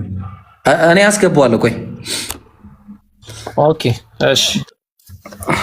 እሺ ሴርሞንስ ላይ ልቀጥል መሰለኝ። አይ ቲንክ ሴርሞንስ ላይ እንሂድበት በሚገርም ሁኔታ ማለት ነው። ሴርሞንስ ላይ አሁን የምናገረው ይሄ የተራ ግለሰብ ስራን አይደለም። ለሚሾዩ በአማርኛ በኢትዮጵያ የመጽሐፍ ቅዱስ በአማርኛ ኑዛዜ የተሰኘ መጽሐፍ የተተረጎመለት ያሳያችሁ መጽሐፉን ይኸው። ይሄ የምትመለከቱት ኑዛዜ የተሰኘ መጽሐፍ የተተረጎመለት የቅዱስ ኦገስቲንን ታሪክ ነው ማስቀመጥላችሁ። ትኩረት አድርጉ። የቅዱስ ኦገስቲን ታሪክ ነው። ቅዱስ ኦገስቲን በመጽሐፉ ላይ ያስቀመጠውን ነገር ነው የምነግራችሁ። ሴርሞንስ በተሰኘው መጽሐፉ ላይ the work of Saint Augustine ይላል። የሴንት ኦገስቲን ስራ ነው። ምን ብሎ አስቀመጠ? ስለ ክርስቲያኖች ስራን እንትን ከሰሩ በኋላ ይሄ ቁርባን ማቅረብ ምናምን የመሳሰለውን ስራ ከሰሩ በኋላ ምን አለ? after that comes the greeting አለ። ከዛ በኋላ ምን ይመጣል አለ? ሰላምታ ይመጣል አለ። ሰላም መባባል ይመጣል አለ። ምን የሚለው? peace be with you ከናንተ ጋር ሰላም ይሁን ይባላል። and Christians kiss one another with the holy kiss አለ። ክርስቲያኖች በቅዱስ መሳሳም እርስ በርስ ይሳሳማሉ አለ። ቅዱስ መሳሳም ማለት እኮ አወከር እዚህ ጋር ጉንጭ መሳሳም ሊሆን ይችላል ወይ ደግሞ ሌላ ነገር ሊሆን ይችላል ትላላችሁ አይደለ? ቀጠለና ላይ ያስረዳ ነው it is the sign of peace። ከዛ what is እንደዚህ ምናምን ብለው ካስቀመጠ በኋላ by the lips should happen in ይሄ መሆን ያለበት አለ ኮንሺየስ በሆነ ሁኔታ ሙሉ በሙሉ በዛ እያሰብን መሆን መቻል አለበት መሳሳማችን አለ። ከዛ ምን አለ? just as your lips approach the lip of your brother or sister ያንተ ከንፈር የወንድምህን ወይም የእህትህን ከንፈር ሲደርስ አለ so your heart should not be withdrawn from there አለ። ልብህ ከነሱ ዞር ሊል አይገባም። ሙሉ ተመስጠህ ሊሆን ይገባል አለ። ወንድ ለወንድ ይቻላል፣ ወንድ ለሴትም ይቻላል ማለት ነው። ያው ሴሞስ ዝም ብሎ መጽሐፍ አይደለም፣ ልታዋድቀው አችልም። ከየት ነው ያመጣው ምናምን ብለህ ሙድ የምትይዝበት መጽሐፍ አይደለም። የቅዱስ ኦገስቲን መጽሐፍ ነው። the work of Saint Augustine ተመልከቱ። ሴርሞስ የተሰኘው መጽሐፍ ላይ ነው የሚያስቀምጠው። ገጹ 255 ላይ ነው የሚገኘው ይሄ ነገር። ይሄንን ክርስቲያኖች እንዴት አድርጋችሁ ነው የተቀበላችሁት? ቢላሂ አለይኩም እንዴት ነው ትፈጽሙታላችሁስ ወይ? ያስቀምጣል። ከዛም በኋላ ታሪኩን ያስቀምጣል። ከዛ በኋላ የኢየሱስን ደም እንጠጣዋለን ይላል። the lord የሎርድን Christ or drink the blood of the lord አለ። የሎርድን ደም እንጠጣለን ብሎ ያስቀምጣል። ከዛ በኋላ ይሄንን እንዴት አድርጋችሁ ነው የተቀበላችሁት? የተራ ግለሰብ ጽሁፍ አይደለም። ቀደም ያሳየኋችሁ ዶክተር ኦፍ ቸርች ተብሎ የሚጠራው የኤፍሬምን ነው። አሁን ደግሞ ያሳየኋችሁ ከእርሱም በላይ የሆነውን የኦገስቲንን ነው። ኦገስቲን እሱ ነው እንዲህ ብሎ የሚያስቀምጠው። ያው የአንተ ከንፈር ከወንድምህ ወይም ከእህትህ ከንፈር ጋር ሲገናኛል so you heard should not be withdrawn from there። ልብህ ግን ከነሱ ዞር ሊል አይገባም ማለት ኮንሺየስ መሆን መቻል አለብህ አለ። ኮንሺየስነስ ያስፈልጋል ስትሳሳም አለ። ይሄንን ቅዱስ መሳሳም ክርስቲያኖች ትፈጽሙታላችሁ ወይ? እስቲ እናያለን። ኢምራን ከገባ አስቀጥለው። ምንም እየታየኝ አይደለም። ኢብሮ ጀዛከላህ አሉ አይደል? ቀጥሏል። ካሜራ ችግር አለበት።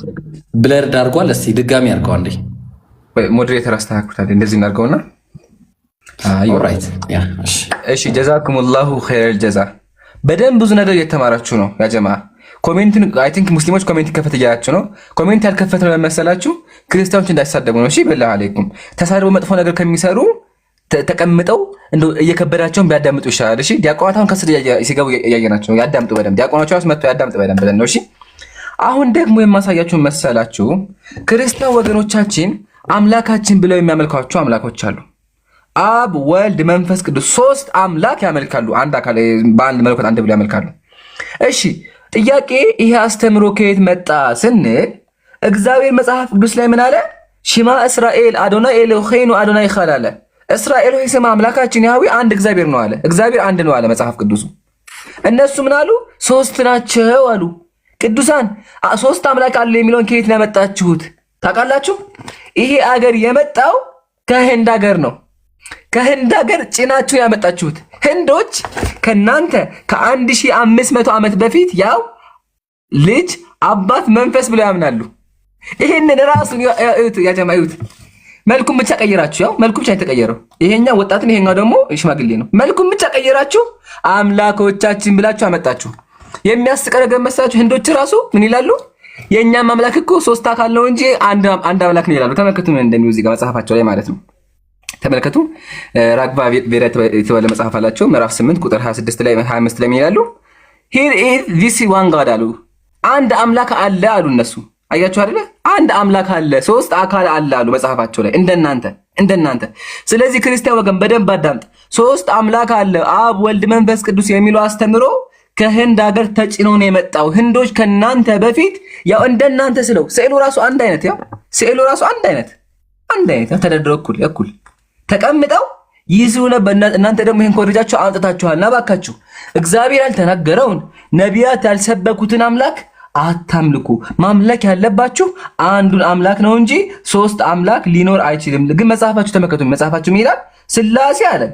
አዩ ዛሬ ሶስቱ ጌቶች በድንኳን ውስጥ እንደተናገሩ አለ። ሶስቱ ጌቶች አምላኮቻቸው ናቸው። እንዴት ብሎ ሶስት ጌታ ይኖራል? ቅዱስ ወገናችን አዳምጥ እስኪ። እንዴት ነው ሶስት አምላክ የሚኖረው? ስለዚህ ባካችሁ ሳይረፍድባችሁ ከእንደዚህ አይነት አስተምሮ ራሳችሁን አውጡ። አንድ አምላክ ነው ያለው ነው። እሺ አንድ ደግሞ የሚጨመላችሁ መሰላችሁ ኢየሱስ ላይ ነው። ኢየሱስ ፍቅር ነው ይባላል በክርስትና። አምላካችን ነው፣ አምላካችን ሰው ገሎ አያውቅም ይባላል። ግን ኢየሱስ ምድር ላይ መጥቶ እንኳን ሰው ገሏል። ኢብራሂም ምን ታውጣለኝ መሰለህ ከቻልክ እግዚአብሔር በብሉይ ኪዳን የገደለበትን አዘጋጅልኝ። እግዚአብሔር በብሉይ ኪዳን ሕፃናትን ድንጋይ ላይ ፈጥፍጦ ገሏል። ሰዎችን አሳርዷል። በመጋዝ ተርትሯቸዋል። በመጽሐፍ ቅዱስ በመጋዝ ተተርትረዋል። ግን ኢየሱስ ይሄን እንኳን ብንረሳለት አዲስ ኪዳን ላይ መጥቶ ምድር ላይ በነበረበት በማርያም ጊዜ ምን አድርጓል? ሕፃን ልጅ ገሏል። ኢየሱስ ሕፃን ልጅ ወላሂ አለ። መጽሐፋችሁ ነው ያለው። እሺ ወገኖቻችን መጽሐፋችሁ ላይ ነው ያለው። እሱን ደግሞ ላስተምራችሁ። በደንብ ተማሩ። ኢንሻአላህ እሺ ሪከርድ አድርጉ፣ ተማሩ። ሙስሊሞችም ሪከርድ እያደረጋችሁ አሰራጩ። እሺ አሁን ሁላችሁም እጃችሁ ላይ ክርስቲያኖች ቤታችሁ አይጠፋም ብዬ አስባለሁ። ቤታችሁ ምን ታወጣላችሁ? ተአምረ ማርያም አውጡ ወይም ደግሞ ተአምረ ኢየሱስ አውጡ። እሺ ተአምረ ኢየሱስ አውጡ። ያው እኔ ከፍቻለሁ፣ መጽሐፉን ከፍቻለሁ። እዩት መጽሐፉን። በኢትዮጵያ ኦርቶዶክስ ተዋሕዶ ቤተክርስቲያን ለኦርቶዶክስ ነው ይሄ። እዩት እዚህ ጋር ምን ይላል? ዳግመኛም አንድ ልጅ ሲሮጥ የጌታ ኢየሱስን ልቡን መታው። ያ ጌታ ኢየሱስም ያንን ልጅ ሕይወት ተቆረጠች አለው። በዚያን ጊዜ ያ ልጅ ሞተ፣ ወደቀና ሞተ። ልጁ ሞተ። ኢየሱስ ለምን መታህም ብሎ ሕፃኑን ልጅ ገደለው። ሕፃን ልጅ እኮ ነው። ሕፃን ልጅ እየተጫወተ ሳለ ምን አደረገው? ኢየሱስ መታው። ሲመታው ኢየሱስ ገደለው፣ ሕይወቱ ተቆረጠች አለው። በዚያን ጊዜ ልጁ ወደቀና ሞተ። የሞተውም ልጅ የተመለከቱ ደንግጠው ጮሁ። የሚናገረው ሁሉ የሚፈጸምለት ይህ ልጅ ከማን ወገን ነው ተባባሉ። የሞተውም ልጅ ዘመዶቹ አለቀሱለት ይላል። ምንም የሚያቀሳል ልጅ ሱብሃንአላህ፣ ሱብሃንአላህ። ምንም የሚያቀን ሕፃን ልጅ ልቤን መታህም ብሎ ገደለው። ማን? ጂሰስ ክራይስት በመጽሐፋቸው። ዛሶ ዋይልድ፣ በጣም ዋይልድ ነው። ከአእምሮ በላይ ከባድ ነው። አሁን ደግሞ ኢብራሂምን ያሳየናል። በብሉይ ኪዳን ጊዜ አብ፣ ወልድ፣ መንፈስ ቅዱስ በእነሱ አስተምሮ ሰዎችን ሲጨፈጭፉ ነበረ። እስኪ ያሳየን ኢብራሂም። ኦ ማይ ጋድ። እሺ በጣም ጥሩ። ምናልባት እሺ ማሂር ቀጥል። ማሂር ከታች ልቀጥለው እያለ ስለሆነ ቀጥልና ኢንሻአላህ ከዛ በኋላ እኔ ክርስቶሎጂ ላይ የተወሰነ ማውራት ፈልጋለሁ። ኢንሻአላህ ቀጥሉ። ሰላም አለይኩም ሁላችሁም። ሰላም አለይኩም። ወአለይኩም ሰላም ወራህመቱላህ ወበረካቱ። አዎ እስካሁን የተነሱት በጣም እኔ ማለት ለአእምሮ በጣም የሚከብዱ ናቸው። አንድ አካል አንድ አምላክ እንደዚህ ነው እየተባለ እንዴት ነው ሊያመልክ የሚችለው? የአምላክን ባህሪያት በጠቅላላ የሚንዱ ነገሮች ነው ያየነውና በግሌ በጣም የተገረምኩባቸው ነገሮች ናቸው። ለአእምሮ የሚከብዱ ናቸው። ምናልባት ከዚህ በፊት ስለሰማናቸው ምናምን አንዳንድ ሰዎች ከዚህ በፊት ስለሰማናቸው ምናምን ዛሬ በሰላም ልንተኛ እንችላለን። ግን ከዚህ በፊት ያልሰማችሁ ሰዎች በጣም ይቅርታ። ይሄ ፕሮግራም መሆን የነበረበት በጠዋት ነው። ምክንያቱም እንቅልፍ የሚነሳ ነገሮችን ነው እያየን ያለ ነው። እኔ ላሳያችሁ የፈለግኳቸው አንድ ሁለት ጥቅሶችን ላሳያችሁ። ከእግዚአብሔር ጋር በተገናኘ ነው እያየን ያለ ነው። እግዚአብሔር እስራኤላውያን ያጠፋሉ። አንድ ካሜራውን ልክፈትና ላሳያችሁ።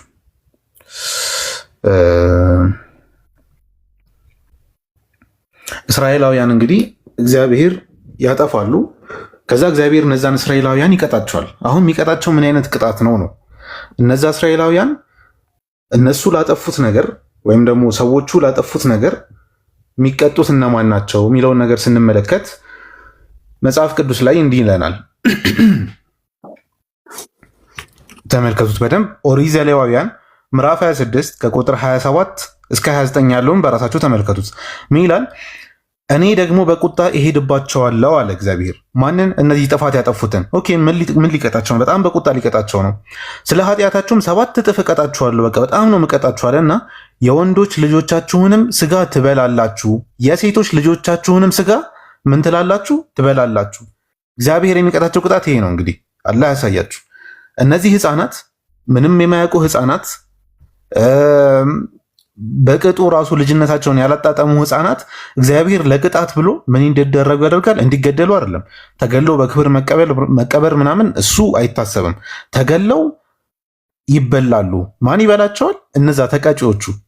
አሁን ይሄ ቅጣቱ ለልጆቹ ነው ወይስ ደግሞ ለማን ነው ቅጣቱ? ጥያቄ የሚያስነሳ ነገር ነው። በተመሳሳይ ደግሞ ትንቢተ ኤርምያስ ላይ የአንድ ጊዜ ክስተት ምናምን አይደለም።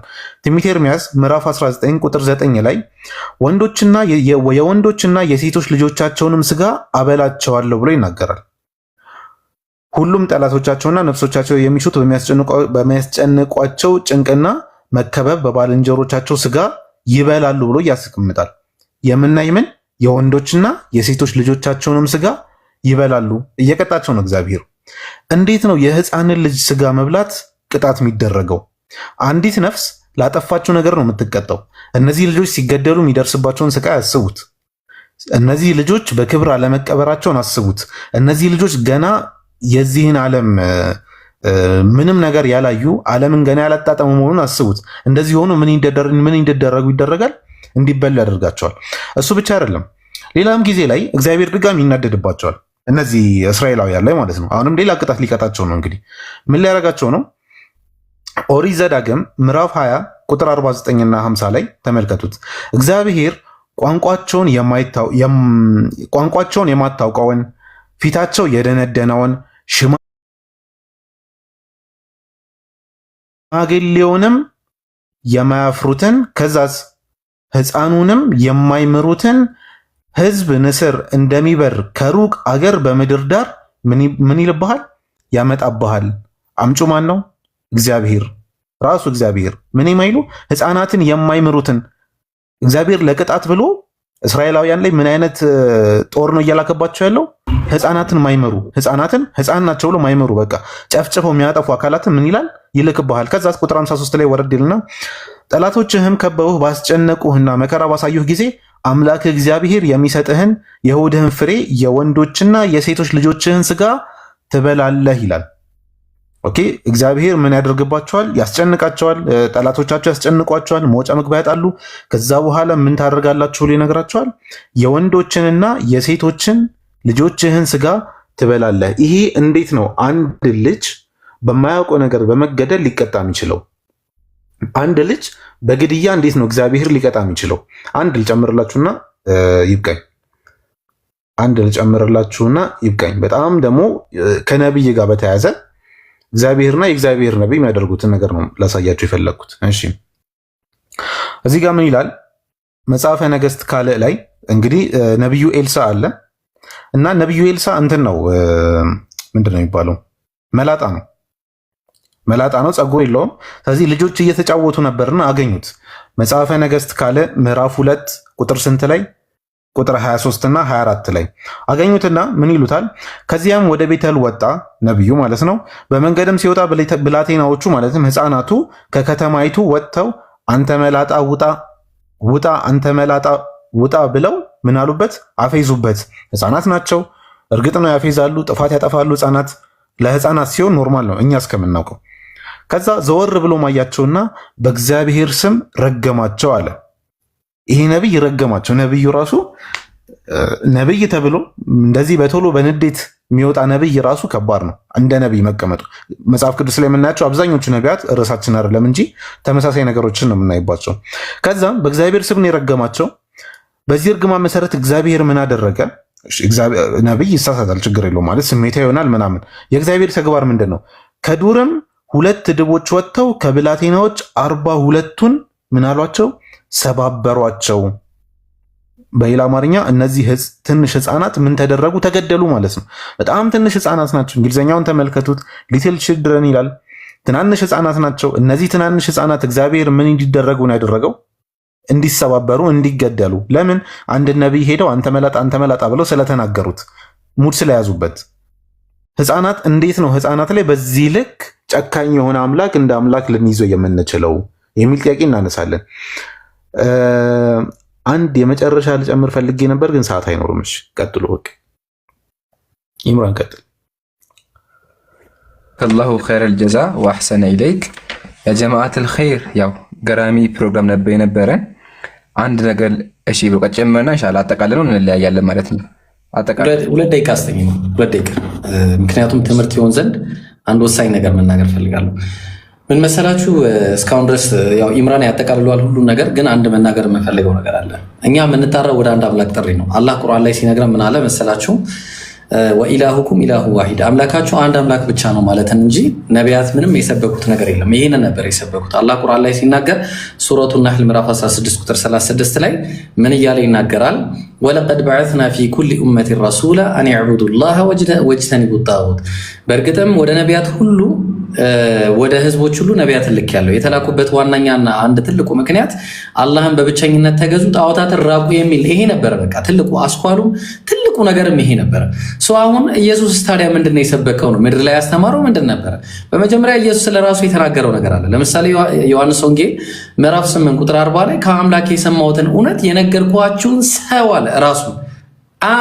እኔ ሰው ነኝ አለ ኢየሱስ ብቻ ሳይሆን የአንደኛ ጢሞቴዎስ ጸሐፊ አንደኛ ጢሞቴዎስ ምዕራፍ 2 ቁጥር 5 ላይ ጳውሎስ ሲናገር አንድ አምላክ አለና አለ። በአምላክና በሰው መካከል ያለ መካከለኛ ደግሞ አንድ አለ፣ እሱም ደማን ክራይስት ጂሰስ አለ። እሱም ሰው ነው አለ። በቃ ኢየሱስ ሰው ነው አለ። በቃ አንድ አምላክ አለ፣ እሱ ሌላ። ለዛ ነው ከዚህ ከአምላክ እየሰማ የሚያስተላልፍ ሰው መሆኑን የተናገረው ማለት ነው። ግልጽ ነው። በሌላ ቦታ ላይ ኢየሱስ ክርስቶስ ዮሐንስ ወንጌል ምዕራፍ 10 ቁጥር 24 ላይ እስከ መቼ ድረስ በጥርጣሬ ታቆየናለህ? አንተ መሲሁ ከሆንክ አንተ ክርስቶስ ከሆንክ ገልጠ ንገረን አሉት።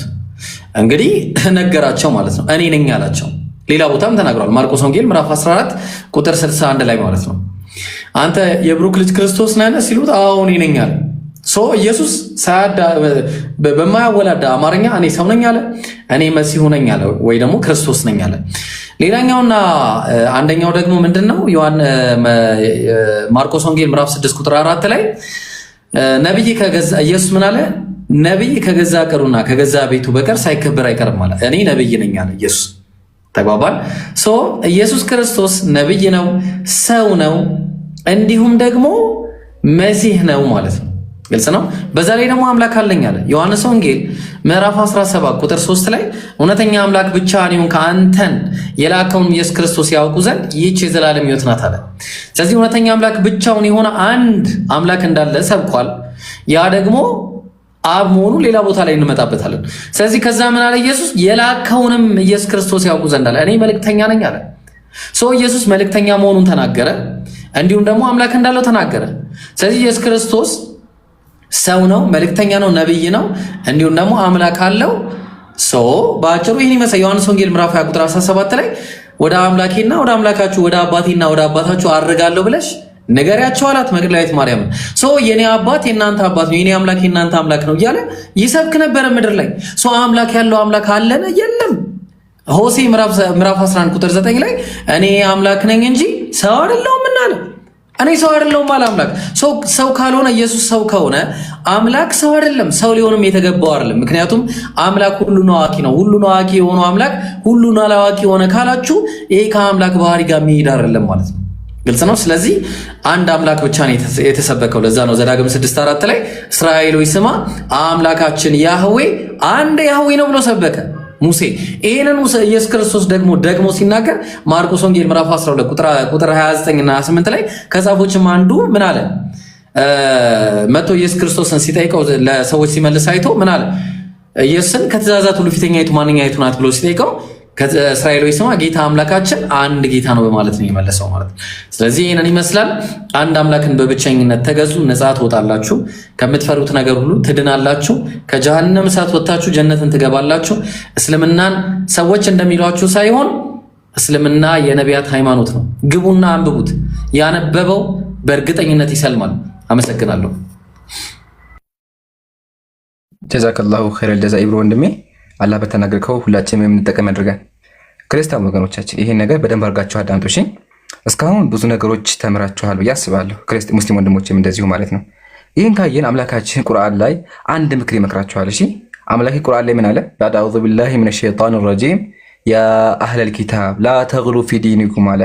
እናንተ የመጽሐፉ ሰዎች ሆይ በሃይማኖታችሁ ወሰን አትለፉ፣ በአላህም ላይ እውነት እንጂ አትናገሩ፣ አምላክ ላይ አትዋሹ።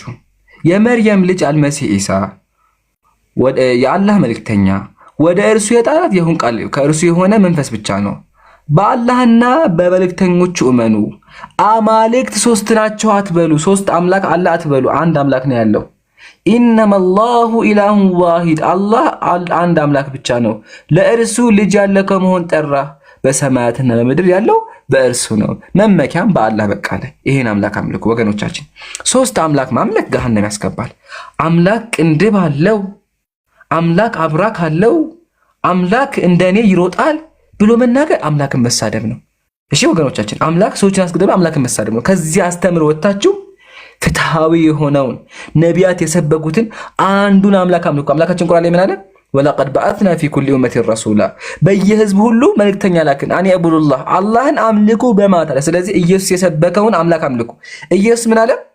ቅድም ኢብራሂም እንደጠቀሰላቸው ዮሐንስ ወንጌል ምዕራፍ 17 ላይ እውነተኛ አምላክ ብቻ የሆንክ አንተ የላከውንም ኢየሱስ ክርስቶስ፣ ኢየሱስ የተላከ ነው። ስለዚህ ባካችሁ ሰው ከማምለክ ወጣችሁ አንዱን አምላክ አምልኩ። ይሄ ጥሪያችን ነው። በዚህ መንገድ ከቀጠላችሁ ገሃነም ነው የምትገቡት። አምላክ ከወንድ ጋር ይሳሳማበት ካላችሁ፣ አምላክን ከሰደባችሁ ገሃነም ነው የምትገቡት። ለዛ አምላካችን ቁርአን ላይ ምን አለ? ወማ ቀደሩላህ ሐቀ ቀድሪ፣ እነዚህ ሰዎች አምላክን ተገቢ ክብሩን አላከበሩትም ይላል። ስለዚህ ባካችሁ አምላክ ላይ አትዋሹ ነው። ይሄን ሁላ ስናችሁ እነሱ ተመክቱ። ምን ይሄን ሁላ ሰብከናችኋል አይደለ? እነሱ ተመልከቱ የሚሉትን መጽሐፋቸው ላይ ምን አሉ? አርጋኖ ላይ ማለት ነው። በዕብራይስጥ ማርያም የተባልሽ የተመረሽ እመቤቴ ድንግል ማርያም ሆይ አንቺ ደግሞ በጠላቶቼ አንገት የብረት ዛንጅር አግቢባቸው፣ አንገታቸው ላይ ፌሮ ይሰካባቸው፣ የመለከታቸውን ድምፅ አክብጂ፣ ደንቆሮ አድርጊው፣ እርሳቸውንም በቀፎ በቅርጫት በእግር እሰሪያቸው፣ በአንገታቸው ወጥመድ በከንፈራቸው ልጓም በአፍንጫቸው ጉንፋን ላኪባቸው ይላል። ስናስተምራቸው ምን ብሎ ይጽፋሉ? በሰዎች ላይ በጠላቶቻቸው ላይ የምላኪባቸው ፌሮ ይግባባቸው ጉንፋን የያዛቸው ይላሉ። ቀጥሎ ተመልከቱ ምን እንደሚሉ እሳት፣ ብርድ፣ ረሃብ፣ ቸነፈር ይፍጃቸው ብላችሁ ትጸልያላችሁ። ክርስትና ብዙ ጊዜ ምን ብሎ ይነገራል? ኢየሱስ እኮ ምንድን ያለው? ግራህን ለመታ ቀኝህን ስጥ፣ ፓንት ለሰረቀ ሱሪ ጨምርለት፣ የረገማችሁን መርቁ ነው የሚባለው ይላላችሁ። ግን መጽሐፍ እየጻፋችሁ እንደዚህ ትራገማላችሁ። ኢቭን ከሱም አልፎ ተመልከቱማ በአላህ እናትና አባትን በምን መንገድ እንደሚሳደቡ ተመልከቱ፣ እንዲገባችሁና በዛው እንድታውቁ ነው። ወገኖቻችን ጀስት መጽሐፋችሁን ማወቅ ስላለባችሁ ምልክት አድርጌበት ነበር እንዴ። ያው እዚህ ጋር ተመልከቱ፣ እንደዚህ ይላል። ስለዚህ ይሄ መጽሐፍ ይውጣ። ስለዚህ እንዲህ ብለን እናዛችኋለን፣ ከእንግዲህ ወዲህ ከኛ ተለዩ። እነሆ የኀፍረት ልጓም በአፋችሁ ውርደት ነፍቶ በአፍንጫችሁ አደርጋለሁ። ሂዱ፣ አጋንንት ይሳባችሁ፣ ዛሮች ይጫኑባችሁ። እናንተ እባቦች የእልፍኙት ልጆች ናችሁ። እናንተ ውሾች የተኩላ ልጆች ናችሁ። እናንተ አውሬዎች የጅብ ዘመዶች ናችሁ። አባታችሁ ዝንጀሮ እናታችሁ ጦጣ ናቸው። ሂዱ ከእኛ ተለዩ ለዘላለሙ አሜን። እባክህን ክርስቲያን ወገብ ይሄን እያነበብ ከምንረግመን ማለት ነው መጽሐፍህን ተምረህ ራስህን አዳን ነው ጥሪያችን። ያው ዛሬ ኢዮዳብ የውይይት ጥሪ ብሎ ጠርቶን ነበረ። ሙስሊሞች ተገኝተናል። አያችሁ ሙስሊም ወንድሞቼ በዚህ ደስ ይበላችሁ። ፕሮግራሙን ባንሰማም ባይ ዘ ዌይ እኔ ፖስቱን ሳየው ከቤቴ 22 ኪሎ ሜትር ርቄ ነበር ያለሁት። 22 ኪሎ ሜትር ከቤቴ ርቄ ነበር ያለሁት። ከዛ ከቤቴ ወጥቼ ነው ቤቴ የድረስ ውይይቱን ለመከናወን ማለት ነውና ሙስሊሞች ጊዜ ጥሪያችንን አክብረን እንመጣለን። መተናለን። ብዙ ነገሮችን አስተምራቸዋል። ያኛው ዲያቆን እንዳልመጣ አይተናል። አሁን ምን እናደርጋለን? ማጠቃለያ ስናገር ማለት ነው ያው ኢዮዳብ በጣም እናመሰግናለን። ወላንተ መጣለሁ። ወላንተ ከመጣቴ በፊት ያ ጀማዓተል ኸይር ያው ዲያቆኑ ዛሬ በኢዮዳብ በኩል አልመጣም። እኔ ግን ኦፊሻሊ የውይይት ጥሪ ስላላቀረብኩለት ኦፊሻሊ የውይይት ጥሪ ሮብ 3 ሰዓት ላይ እንዳቀሩ ቪዲዮ ሰርቺ በራሴ ቤት ከሆስት ከመጣ ጠብቀዋለሁ። ካልመጣ ድጋሚ ስሙንም አልጠራውም። እኔ ዓላማዬ ክርስትና ምን እንደሆነ ማሳየት ነው። አሁንም እያሳየ ነው። ድጋሚ እንተዋዋለን። ጭራሹን ስሙን ማንጠቅስም እናጠቃላለን ማለት ነው። እና ደግሞ አሁን ስዘጋ ማለት ነው ጥያቄ ያላችሁ ወገኖቻችን እስልምናችን መልስ አለው። ስለዚህ ምን ታደርጋላችሁ? እኛ ቤት መታችሁ መጠየቅ ትችላላችሁ። እና ኢዮዳብ አዳምጠኝ። ይሄ ለኢዮዳብ ነው። አዳምጡኝ። የትኛውም ክርስቲያን፣ ኦርቶዶክስ፣ ጴንጤ፣ ካቶሊክ ይሁን እኔ ጋር ኢብራሂም ጋር አቡበከር ጋር አህመድ ጋር ለመወያየት የፈለገ ካለ ሙአደብ የሆነ ከሆነ ያው በፈለክበት ጊዜ ቀጠሮ አውጥተህ ጥራን፣ መተን ለመወያየት ዝግጁ ነን። ብቻ ስነ ስርዓት ይኑራቸው፣ አይሳደቡ፣ ዕውቀት ያላቸው ይሁኑ። በየትኛው ምት ዲያቆን አይሁን ሀቢቢ ዲያቆን አይሁን ችግር የተፈለገው ተማሪ ይሁን። እባክህን ካሉ ከመጡ አገናኝና እኔ በራሴ ዝግጁ ነኝ። ኢብራሂም ፈቃደኛ ነህ? አዎ እኛ ኔክስት ውይይት አለብን። ከውይይታችን በኋላ ኢንሻአላህ ይሄ የሚቀጥል ይሆናል እና በነገራችን ላይ ኢምሩ አንዴ ልቅዳውና ልፖስተው፣ ምክንያቱም ቃላችሁ እንድታከብሩ ላይቭ ነው የተናገርኩት ምን የተናገርኩት እንዳይል ቪዲዮ ሰርተ ይህን አስተላልፍልኝ። እሺ ምክንያቱም ምን እየሆነ ነው? ማስታወቂያ ይሰራል። ማስታወቂያ ስራ ኢዮዳብ ከማንኛውም ይሄን ያልከውን ነገር ቪዲዮ ሰርተ ፖስት። እኔ ከዛ በኋላ መወያየት የሚፈልጉትን ስብና በተሞላ ሪስፔክት በሆነና የሚወያዩ ሰዎችን አይጀል ቀርባለሁ። ግን ቪዲዮ ስራ በቤት እሺ። ምክንያቱም በላይቭ ሲነገር በላይቭ ነው የተነገረው እውነት አይደለም ምናምን ስለሚባል